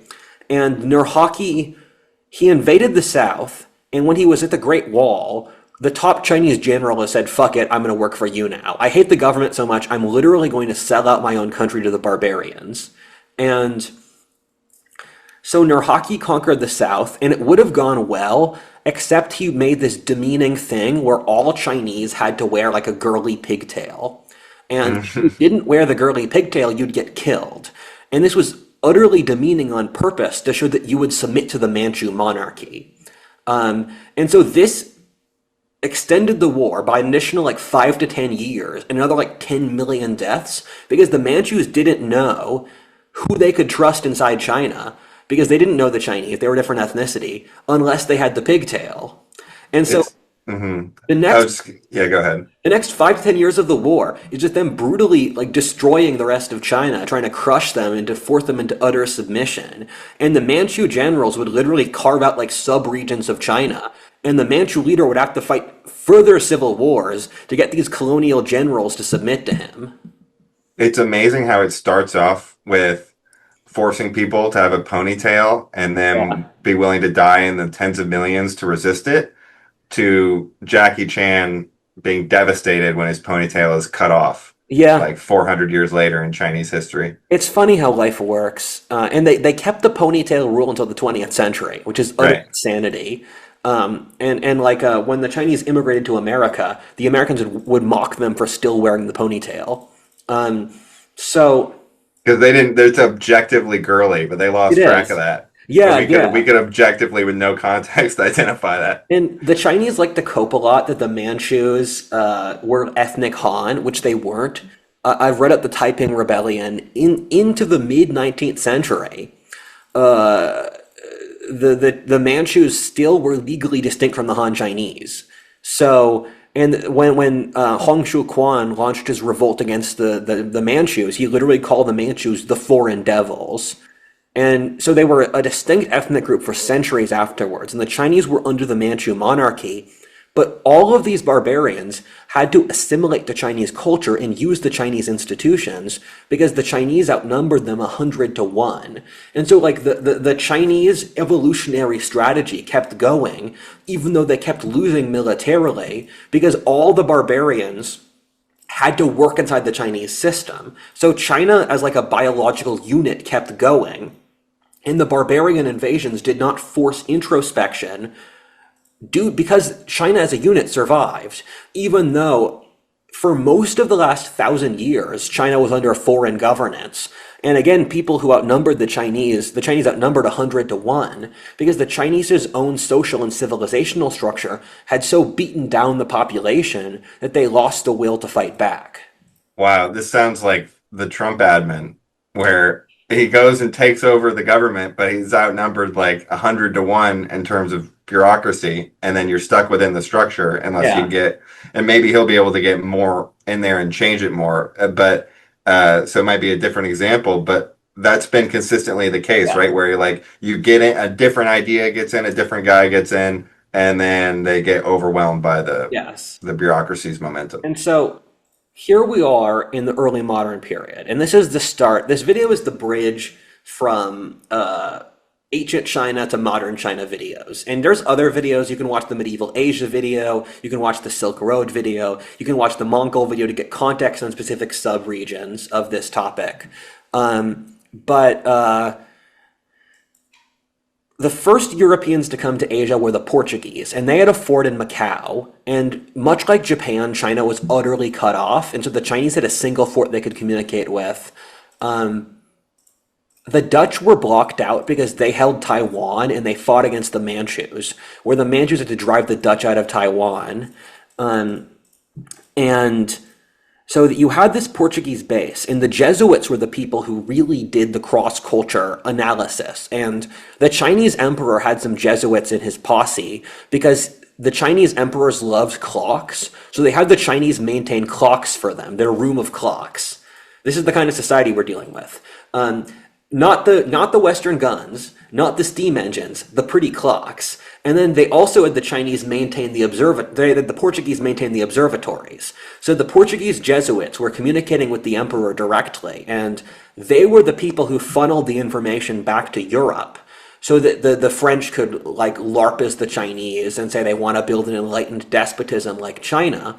And so Uh, the European connection to China really weakened when the Pope backstabbed the Jesuits, which was not a cool move, by the way. The Jesuits were doing a lot of great stuff, and the and so the Chinese had this very tenuous connection to the West, and but they were still dependent on the West. Whereas, as we said before, the Spanish loss in the 30 Years' War caused the fall of the Ming Dynasty due to economic ripples because they were dependent on Spanish gold after destroying their paper fiat currency.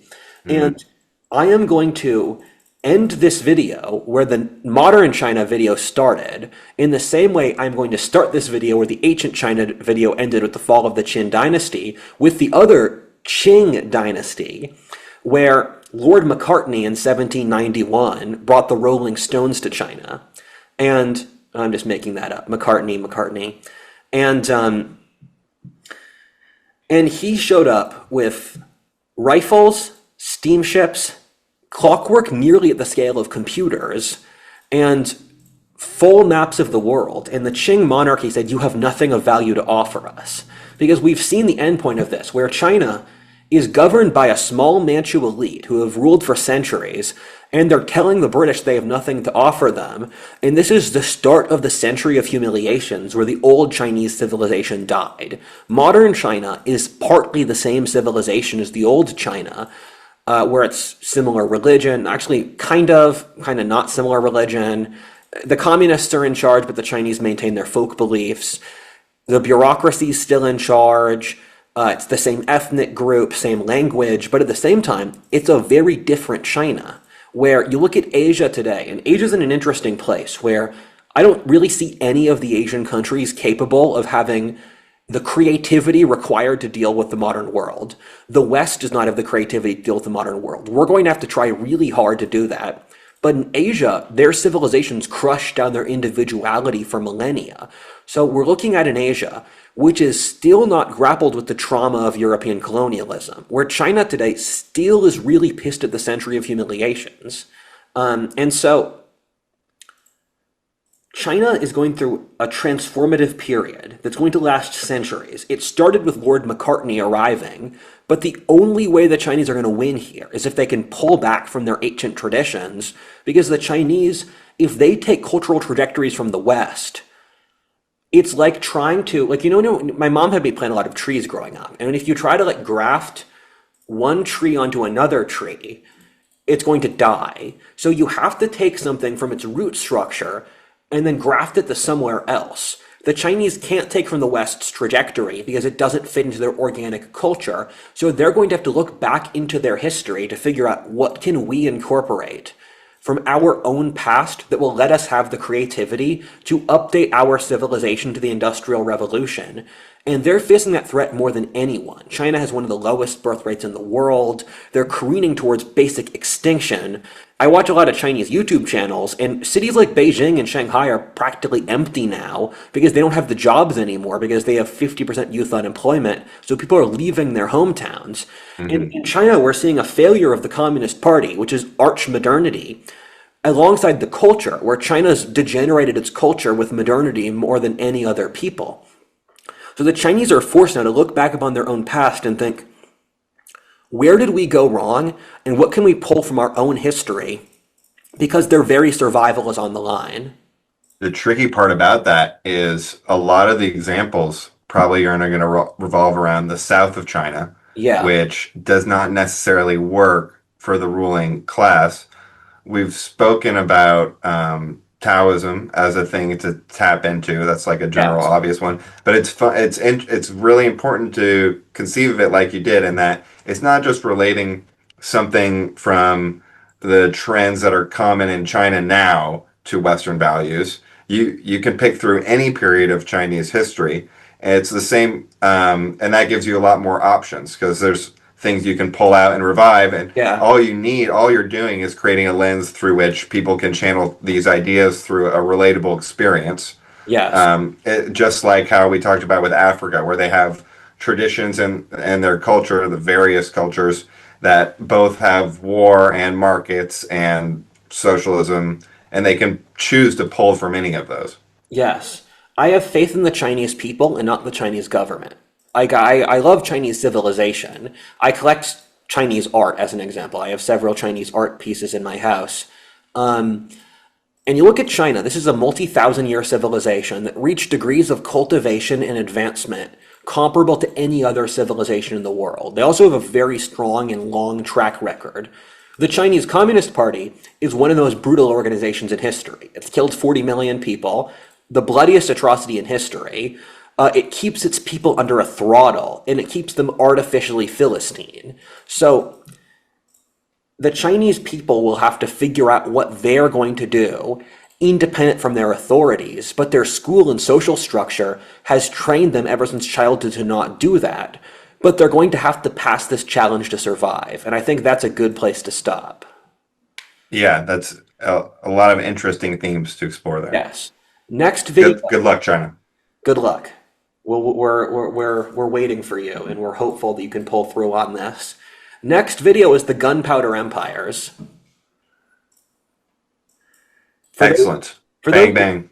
bang, bang, bang. For those that don't know, the gunpowder empires were, when we think of the early modern period in Europe, we think of this period of exploration and advancement, like the Reformation, science, the Renaissance. And in the rest of the world, the gunpowder empires were these authoritarian states developed by gunpowder that unified huge empires, and that included the Ottoman Turks, the Safavid Persians, Songhai in Africa, the Russians, the Spanish, the Mughals, and China in Tokugawa. So we're going to look at early modern Asia. Excellent. Okay, bye All bye. right. See you next time.